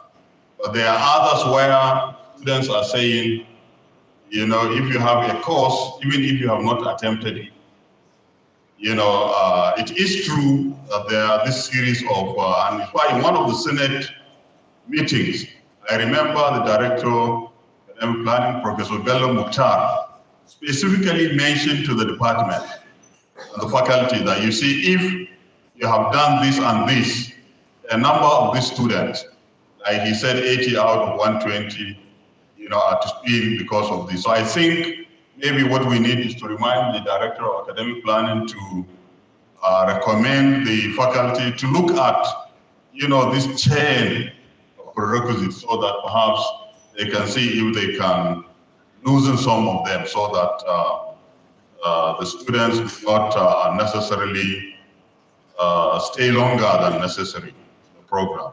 So what I'm saying is, yes, for these cases, once the university knows about them, it is responsive. Because there was a case, even diploma students, when there are issues, when we inform the university management, it also intervene and address those programs. So we are grateful that students are raising these issues, and once they raise them, we will communicate them to the university management and see that they are addressed. So part of the program, part of the problem is addressed, and this, what remains, should be addressed by the university. Thank you, sir.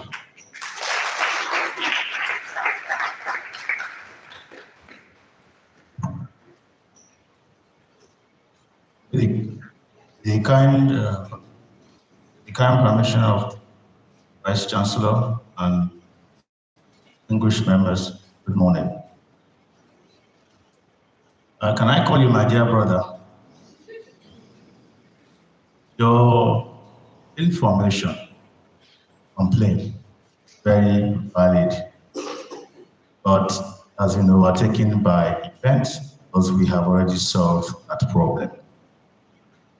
We are barely 2 weeks in the saddle, and the management through the Vice Chancellor has given postgraduate school marching orders to reduce the long period of graduation and a graduation. We have already sent 5 circulars out and had meetings at least twice with your representative, and they are there to confirm it.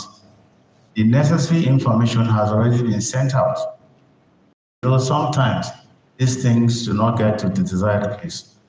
So I will reiterate it for all to know. We had already sent a message out for everyone who is on P21, the faculties and the deans, that all details of those candidates must be forwarded to the PG school for Friday yesterday. There will be a status update. All those who have graduated, who are yet to graduate, whose theses are there, who has not been sent, there must be reasons by the side to let us know. Now, we cannot communicate with the departments directly, but only through the deans and the deputy deans. When we didn't get enough response, we now sent another round of circulars, this time copying the heads of department.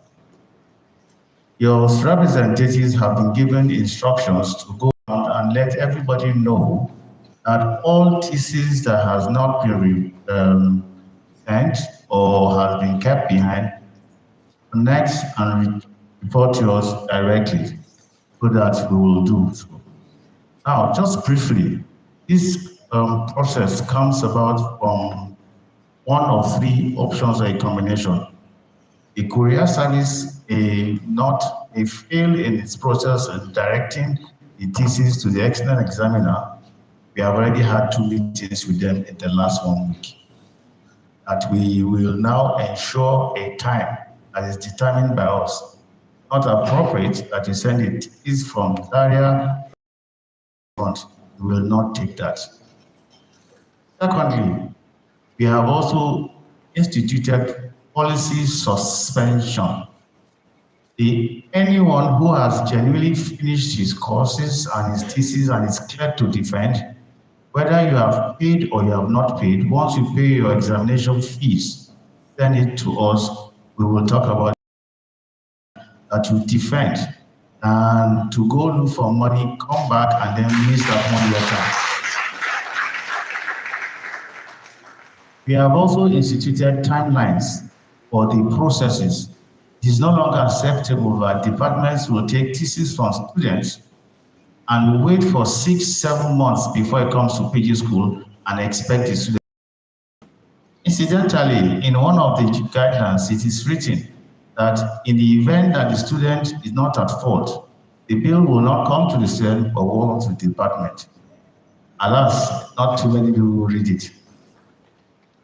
So I want to use this opportunity, and I'm also asking and prevailing upon the Students Representative Council for the postgraduate that this information that they so exhaustively discuss with us at PG School, they should make an effort to disseminate it more widely. So for the records, if you know anybody or you're part of those, encourage everybody to bring anyone, any thesis to the PG School and inform us. We will recall those theses from the hands of the heads of department. That policy, for now, suspension. It is more honorable, we believe, that a student who has finished better defend, and then you can now go back and look for your money to pay for the fees you're owing. However, you must pay your examination fees. Thank you.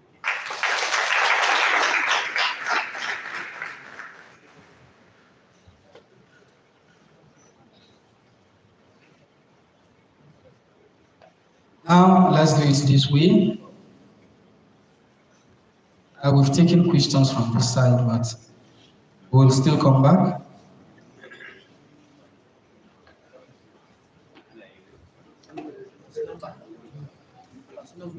Let's do it this way. You're number 1. You're number 1. You're number 2. I'll take 2 from each table for now. You're number 1, you're number 2. You're number 3. And then the lady in glasses, you're number 4. On this table, you are number 4. And then on this table, okay, so large direction. So to balance it up, a lady, you're number 5, cool? And then on that table, iron lady, you're number 6. And then you're number 7. In case we're coming back. And on this table, okay, the 2 of you. And then Mariam, you raised hand first earlier. Okay, it's only 2 of you on this table. No problem. And okay, you are number. Okay, we stopped at 7 over there, and then you are 8, you are 9, you are 10, you are 11. Let's. For now, don't worry, we are coming back. So let me start with you. Good afternoon, everyone. I'm Farida Farooq Mohammed from the Faculty of Law, 500 level.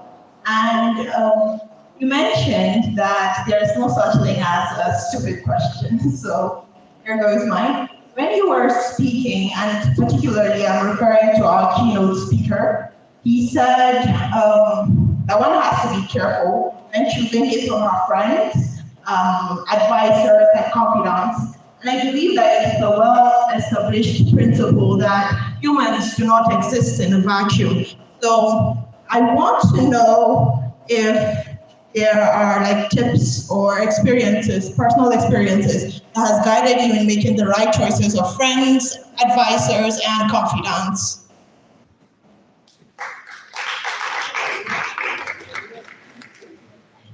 Good afternoon, everyone. My name is Babs Ruben Ladawu from Faculty of Environmental Design, Department of Geomatics, representing the Fellowship of Christian Students. My question is to our first speaker, Professor Suleiman, on his address on leadership. He mentioned some essential qualities of a visionary leader, and one of it he mentioned was integrity, adaptability. When he mentioned the integrity aspect, it was easily settled with me particularly, but the adaptability raised some question in my heart, and my neighbor, my friend here, to say, I really want more explanation on that, because I have great concern around that, because of the fear of compromise in the placement of that adaptability. Maybe I need more clarification.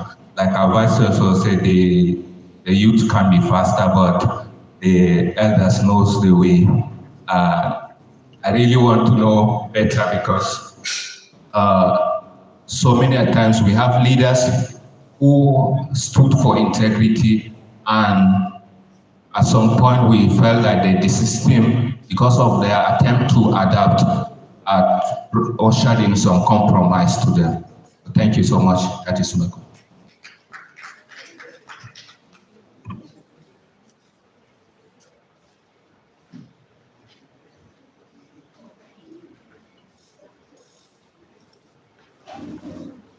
Good afternoon, all protocols duly observed. I'm Ubaidillah Al-Hassan, 1800 level pharmacy student. I was one of the students opportune to be selected for this year's NHEF Scholars Program. Okay, I have 2 questions and suggestions. The first is, I would like to appreciate the Directorate of Advancement for their support when students gain opportunities that take them outside the university. For example, when we went for the NHF Scholars Program in Lagos, we found out that compared to students in other universities, aside students in the Faculty of Law, we have relatively less work experience. because the world is evolving and becoming more competitive. Even as a student, you are expected to have a certain level of work experience. So I would like to suggest to the university to please provide opportunities for students to gain internships or working opportunity that will enhance our profile. And we find out that so many students don't even know how to write a CV, a cover letter, and prepare themselves for the outside world. So this is something that really go a long way in school basically. My second question is we find out that over time in this university, we used to have a foreign professor who used to take care of the cats in school. So, and the long break is a month, so I would like to plead with the school management to please provide a sustainable plan for the welfare of our cats on campus during the long holiday break. And this will really go a long way, as it will make Ahmadu Bello University the first university to set up a plan to prioritize animal welfare in Nigeria. Thank you.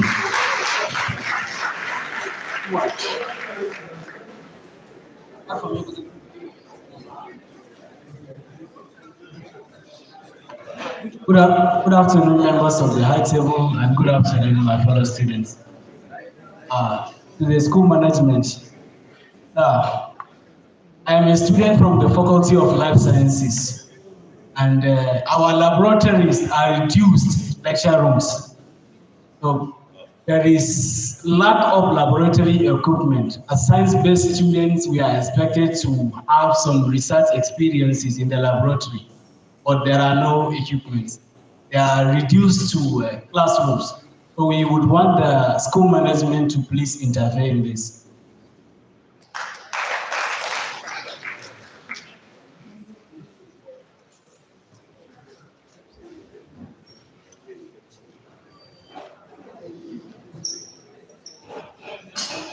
Good afternoon to you all. Mine is a presentation to the Vice Chancellor. So, I am speaking on behalf of my faculty. I am still a Chancellor from Faculty of Social Sciences. I am speaking on behalf of my faculty education quantity surveyor of Saramat.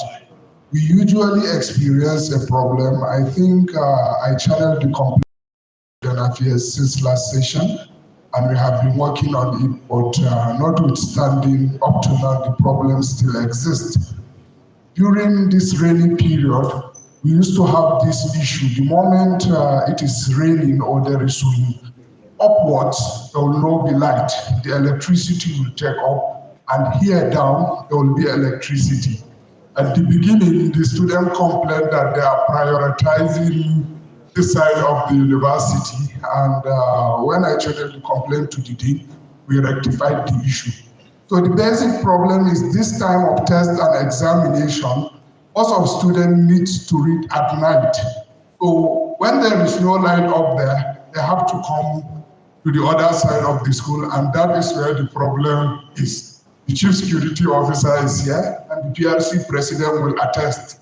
Because I think not more than 3 weeks we have to intervene. There was almost a fight between some students, because some of the students will say that, okay, this is their department, their class are restricted from to 200, 300, and 400. And the other student will also say that they have the right to read, so nobody can stop them from reading.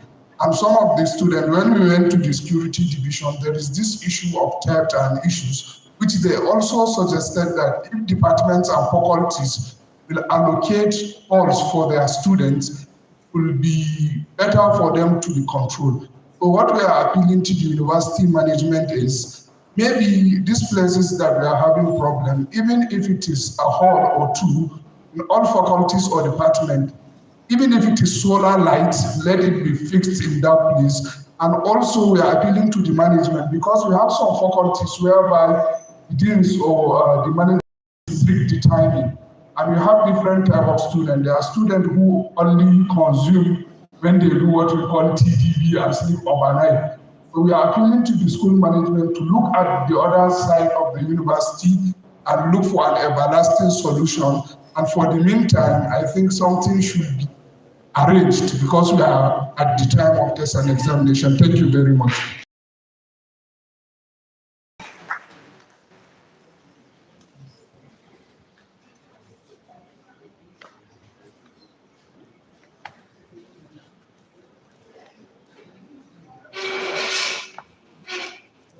Good afternoon, everybody. Standing on the existing protocol, I have 3 questions. My questions is directly to Professor Suleiman, the professor that gave talk on leadership, and also to the keynote speaker. You emphasize the importance of taking responsibility to lead our country. What leadership qualities do you think are mostly essential for us to develop in order to make a meaningful impact? That's number 1. Number 2, how can we as young leaders balance our personal ambitions with the need to serve the greater good and transform our society? Third question is, what are some practical steps we can take to build our confidence and convictions in our ability? My final question is directed to the keynote speaker. You mentioned having a vision for success. What advice would you give us on developing and maintaining a clear vision for our life and our communities? Thank you.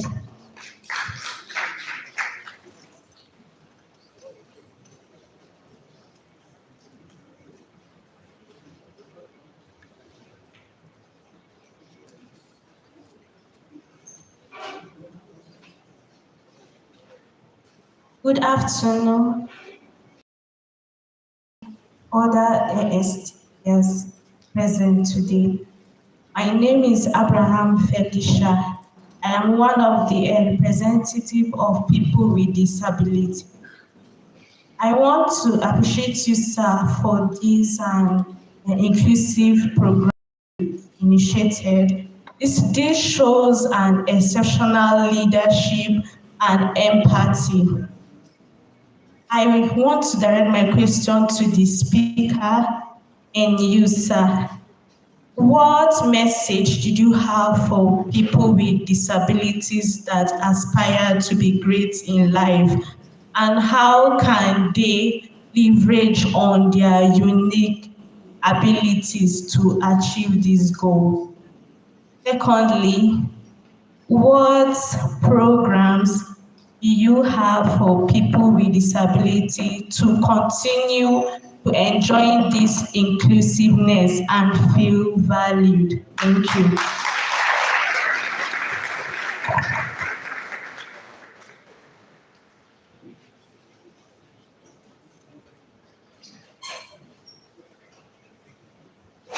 Hey everyone, I want to existing protocol. My name is Aisha Mohammed Sani, a postgraduate student from the Faculty of Veterinary Medicine. I want to appreciate the VC for giving us the pledge. Then I also want to make appeals on behalf of my colleagues, the PG students.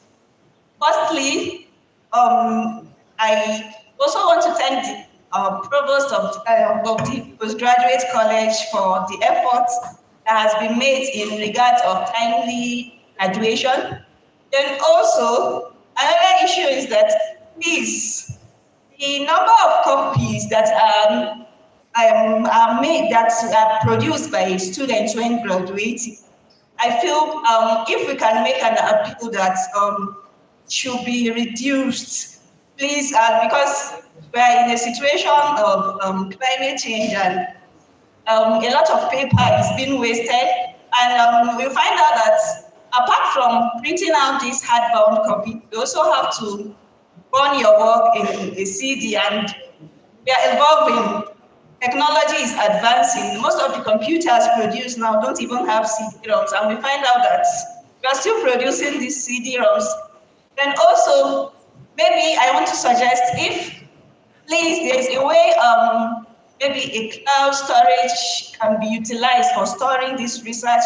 I think it would be much better than dumping these works that most times in the library you find out they have to declutter the library sometimes because a lot of people are graduating every. Then secondly, I also want to make another appeal. Initially, we laid a complaint to the Student Affairs regarding population of students postgraduate hostels. Honestly, a lot of inconvenience. You find out that you have a minimum of 3 to 4 per room, depending on the size of the room. And knowing the importance and relevance of that, you have to be in a good state of mind to be productive. So you find out that because of the number of these students, if you go to the hostel, sometimes you want to relax, and when you are about resting, that is when somebody is starting his day. We all have different schedules. So please, I don't know if this can be considered too. Then also, another thing is, particularly in Amina Hostel, we find out that utilities that should be enjoyed by postgraduate students. Like, for example, I specifically want to lay a complaint about the common room in Amina Hostel. It has been locked up for years, not because it's under renovation or anything, but I don't know. Since I came as a student and I'm about to graduate, it has been locked up. In fact, I didn't even know it was a common room, and I believe since still in a good state, can still be utilized. Thank you very much.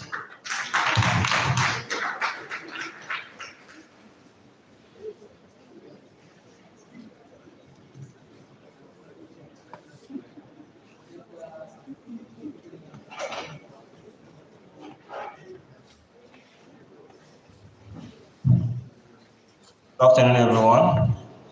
My name is Abunda Sidi. I'm from Czech Republic, Department of Building 311. And my question going directly to the Institutional Affairs concerning some of the challenges we are facing here in Ahmadu Bello University. And my first question is, why foreign students are not given admission in some of the departments like architecture and medicine, and also accounting? Because like when I came, I applied for architecture, but unfortunately, I was given admission in archaeology. I have to go to architecture. I have negotiated with HOD, and he talked to the Senate building so that I've now gotten admission in building. And that's the first question. And the second question is in our way of learning English. Because then we are coming from French country, like Chad or Niger, have to learn English before getting admission to university. We are finding out that some of the centers that we are learning English are not giving us the way learning this language. For example, like this year, up to 6 of my fellow Chadians have left, even get admission. They have done even the first semester, but they left because they say they don't understand when they even in class, they don't understand what the lecturer is. But when I'm saying this thing because in the previous, Ahmadu Bello University have a center for foreign students. Because when I came here, I have one of my brother that finished here in medicine. He said that here the center for English program for foreign students. But unfortunately, when I came here, I didn't get a center like this. I have to do my English program in one center, redemption there. And it was somehow, I think I can even say that I learned my English in online. But without knowing English, it's difficult to study here. So that's the second question. And the third one is about accommodation. We have, sometimes we don't used to get hostel for us foreign students. And sitting outside, we are victim of stealing. Like me this year, they have stolen my laptop for 3 times. So the last one they stole it, I couldn't say at home that they stole it again. My dad was like, I'm just enjoying the money. I'm not buying anything or what I'm doing with the money. So if you can also take into consideration about the accommodation. Thank you.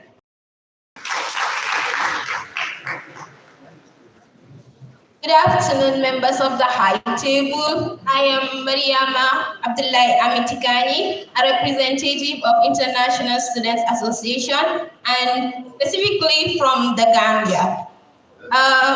Sir, I would like to propose a request to the school management with regards to the delay in the issuing of the school certificates, as this has been a major challenge to some of the international students who would wish to go back home immediately they graduate. So it would really be a good thing if the school management could look into this.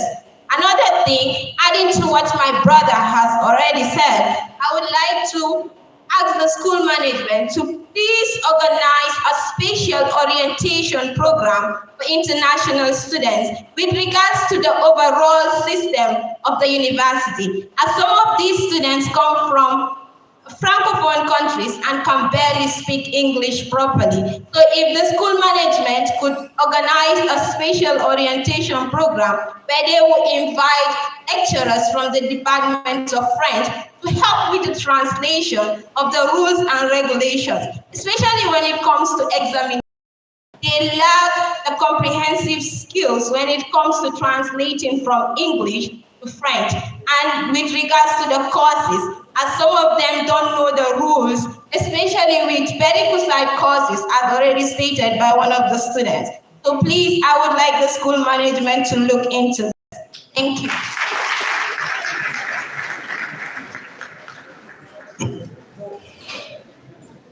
Good day, everyone. My name is Muhammad Al-Usman. I'm a climate-conscious final year student of Architecture Department. I'm also an environmental sustainability enthusiast, an SDG advocate, a fashion designer. Basically, I'm a proud jack of all trades, and I see opportunities where there are obstacles. Actually, my question is the fear of not getting to succeed, not getting to reach the point that I know I could reach, not realizing all the dreams that I have had. So I don't know, is there any way to go about this fear? Because as I'm approaching my graduation, the fear keeps coming back in, it keeps setting in actually. Although I'm applying for my master's next year, architecture, it's still, the reality is setting in and it's really scary. My second question actually is to the VC of this university. Last year during my 300 level, getting accommodation was very, very hard because I was 300 level students and we were not opportune to click for hostels. And I think this problem has actually affected some of us in here. And then there are departments too where they don't go for SIWES and then we don't have hostels. And it's very, very hard. And then we can't buy beds because it's illegal. And then some of our parents won't allow us to go off key. So please, if they could look into this problem too. Thank you, sirs.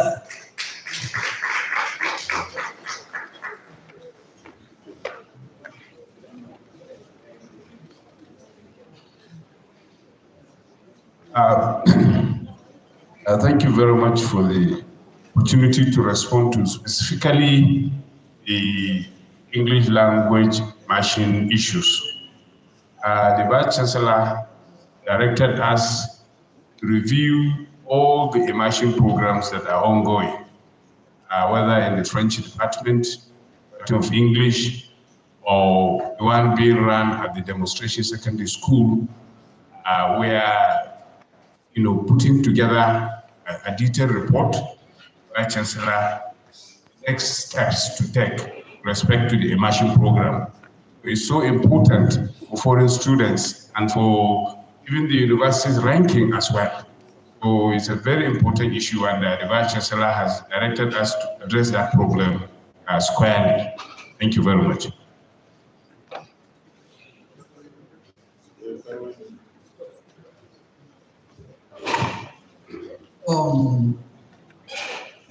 First of all, there is this question about qualities of education.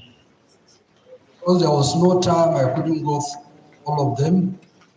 But as students, I think during our own days, our Dean of Student Affairs was late Professor Swaite from the Department of Arabic, Cairo University. What he used to tell us was that as young people who are growing up, the first thing you should do is to prepare yourself. And preparing yourself, the first thing is whatever you are studying in the university, your goal, your vision should be first class. So if you land on second class, that's good for you. But if you land on second class, that is upper. But if you land on second class lower, then you are closing a lot of doors to yourself. So that's the first thing. Then the second thing is that integrity is the most important. That wherever you are, your brand will be that person has credibility. So I think these are the two things we should watch out for students. And somebody asks about adaptability. Actually, it was intentional. I refused to say anything about adaptability. You know, here in the academia, when you write your PhD thesis, they will ask you, did you adopt or adapt? They will always ask you this question. So this one is a different adaptability. I think you should leave it until when you go to the real world, because I didn't know it until I became the managing director of ABU consultancy company. When I went to Abuja, that's where they taught me this word. So I think you should leave it until you go to Abuja. I don't want to teach it here.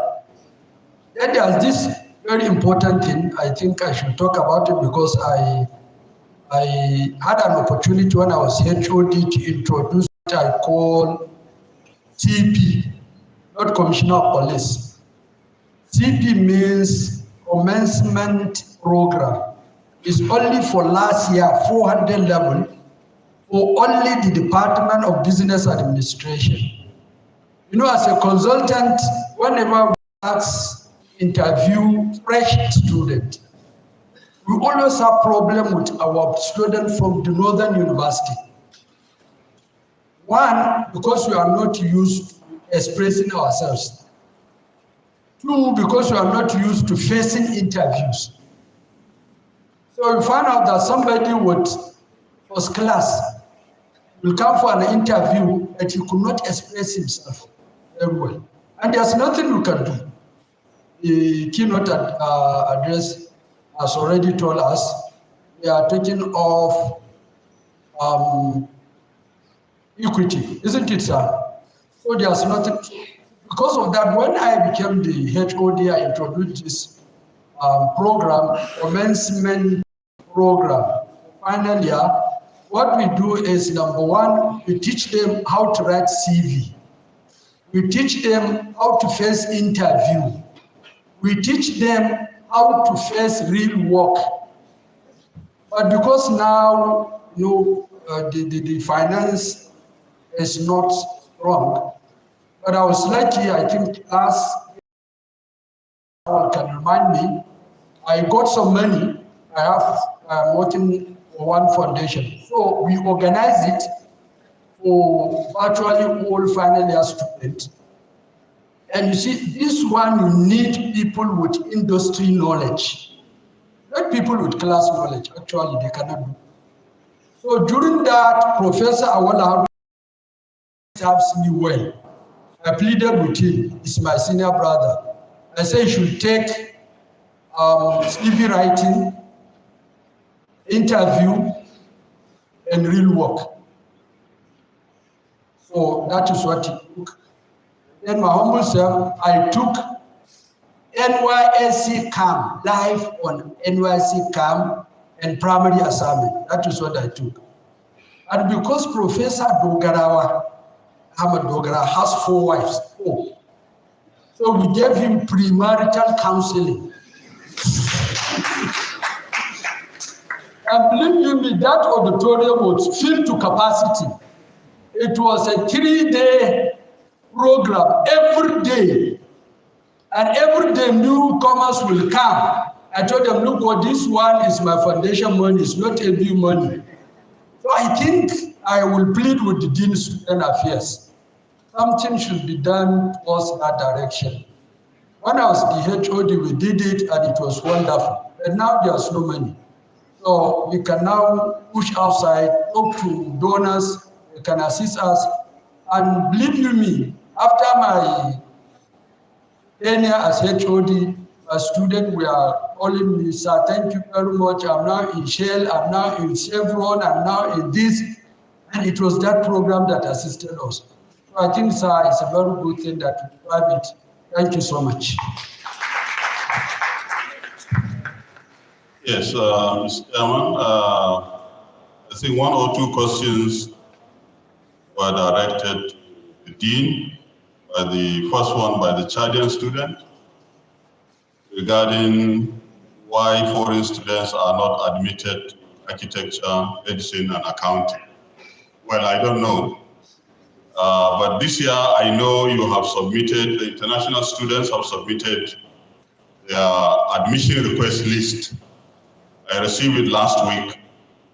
So we will pursue it and see if there are any problem. But if there are no problem, be rest assured that they will be admitted. I think she also talked about accommodation.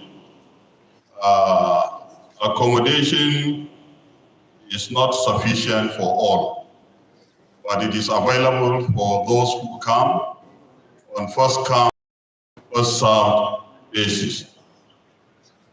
But Mr. Vice Chancellor, we have accommodation. I think the biggest problem we face is choice. Right now, I have accommodation. Yes, for both male and female. Yes, if you want, you come, we give you. Yeah, the Provost Postgraduate College. Remember when I was there for the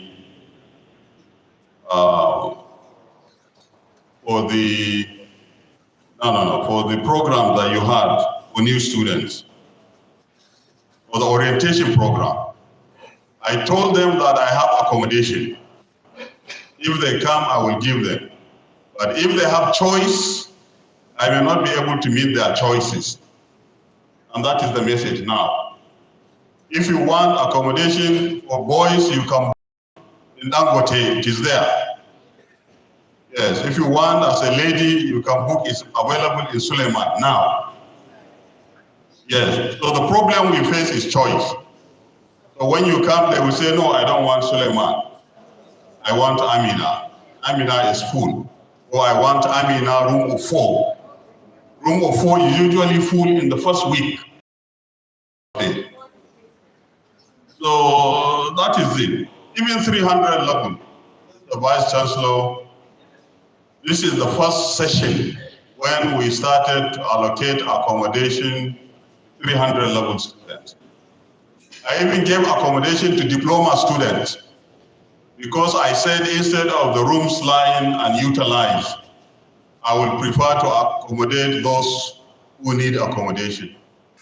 So we gave accommodation to even diploma students. And up to now, I have accommodation. Yes. So my daughter in architecture, maybe you didn't come. In fact, well, I don't need to say that, but I think it's good to reach out. Please reach out to the Dean Student Affairs if you need accommodation. It is not enough. Yes, we know.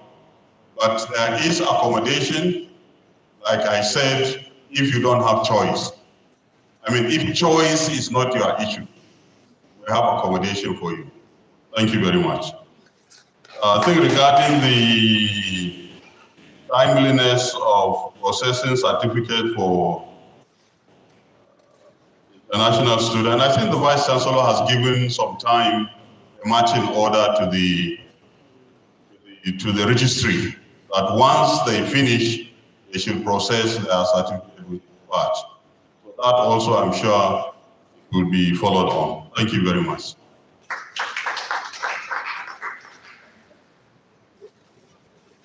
Thank you, Vice Chancellor.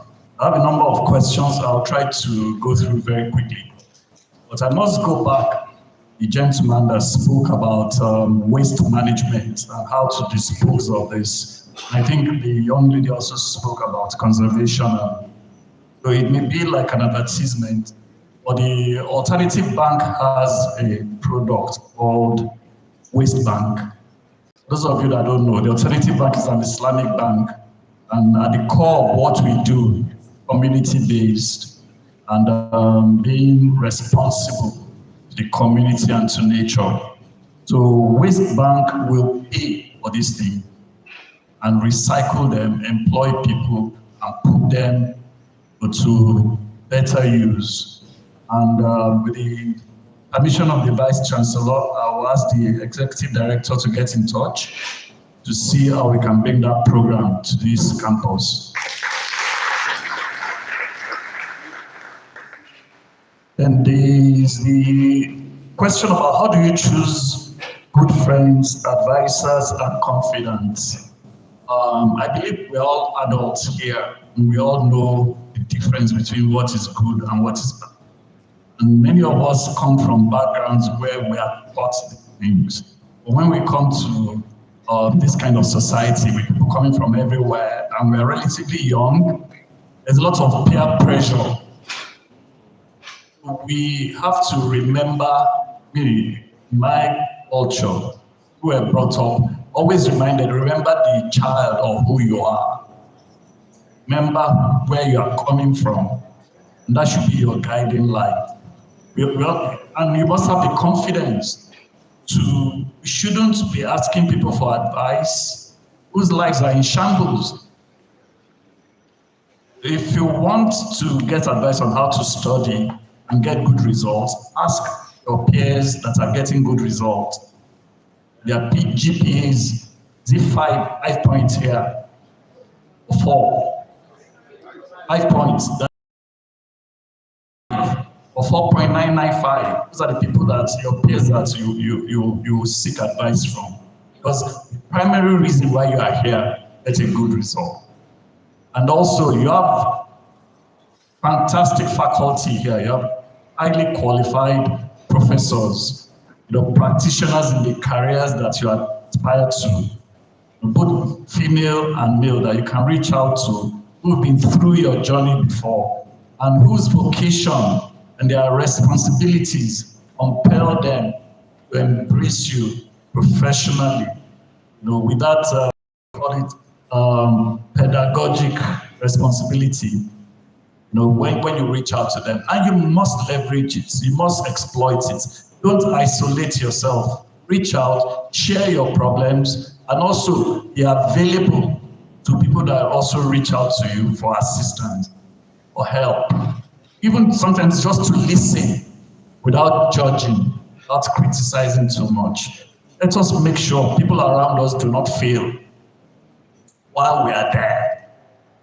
I hope that helps.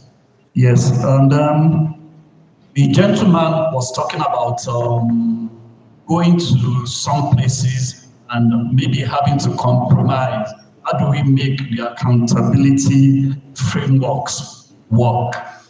I think a lot of these things also is the same thing. Is this, sometimes people do not want to rock the boat, or people are not sufficiently, people do not have the sufficient backbone to themselves, but we should understand that we have responsibilities beyond, sometimes making people uncomfortable is good for the society.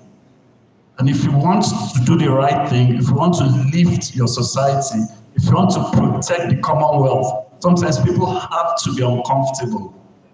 And truth, a lot of times, is not comfortable for people. But it is what it is.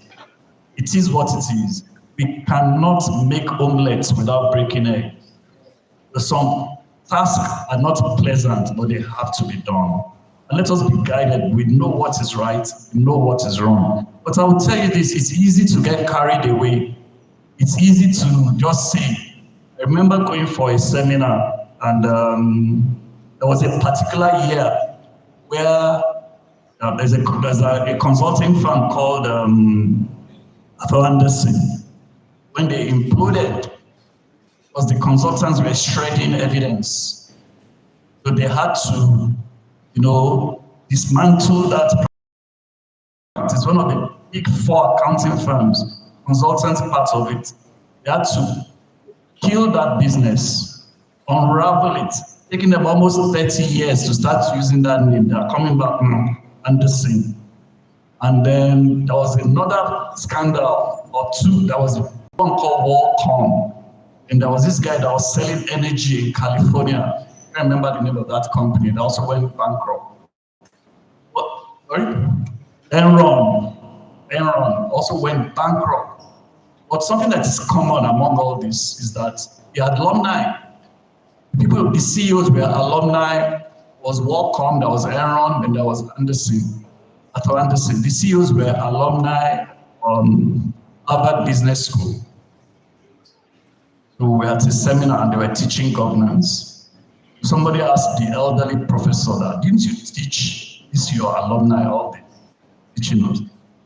So he said, sometimes when you are in the middle of something, you know, and you know what to do or you do not do it, that is the result. So a lot of that also happens in the public service in Nigeria. For those of you that are going to go there, and we do need you there. You know, because if the public service does not work, government can't work. Because that is the execution arm of government. The government cannot be strong. In fact, the public service is not where we should send our weakest people. Singapore didn't do it that way. All the countries that do well don't do it that way. Public service is where we send our smartest people because they are the protectors of our commonwealth. They are the protectors of the quality of our lives, the security of our children, even the security of our own assets. You make all the money and there's no rule of law. That's because your public service is not functional. Now my point is this, in the Nigerian public service, they actually have world-class rules. The governance system has been done by some of the best brains in the world. Successive governments have spent a lot of money to write. Unfortunately, those rules are only selectively enforced. When people want you to do certain things and you don't, you go and bring all the things that you have not done that you should have done. Because in the public service, right, everything you do can be used against you. It's your responsibility to know the rules, follow them. Unfortunately, when you are breaking the rules, people will be watching you, but they are compiling the evidence. People that survive in the public are people that don't do anything wrong, because they know the rules, and they follow them assiduously. When their orgas come to them and say, do this, you know it is wrong, they'll say, Oga, please put it in writing. Public service, you can be called back 10 years later to account for your signature. So it's whether you want to risk your future because of temporary whatever you want to get, or you want to because the rules are there. Whether they are in a different matter. So that's that. Confidence. How do you build confidence? Conviction. You build confidence by doing the right thing every day. You don't build confidence by achieving big, fantastic, roaring success. You know, like I said at the beginning, that the journey itself is the destination. You know, when you wake up at 5 o'clock to be ready by 7, for an 8 o'clock event, you are building confidence because you've done it. The journey of 1,000 years starts with one step. And you take another step, and you remain focused. You know where you don't lose focus, you don't lose direction, you will get there. So the only way to build confidence is in doing, and doing well. In fact, I'm going to digress a little.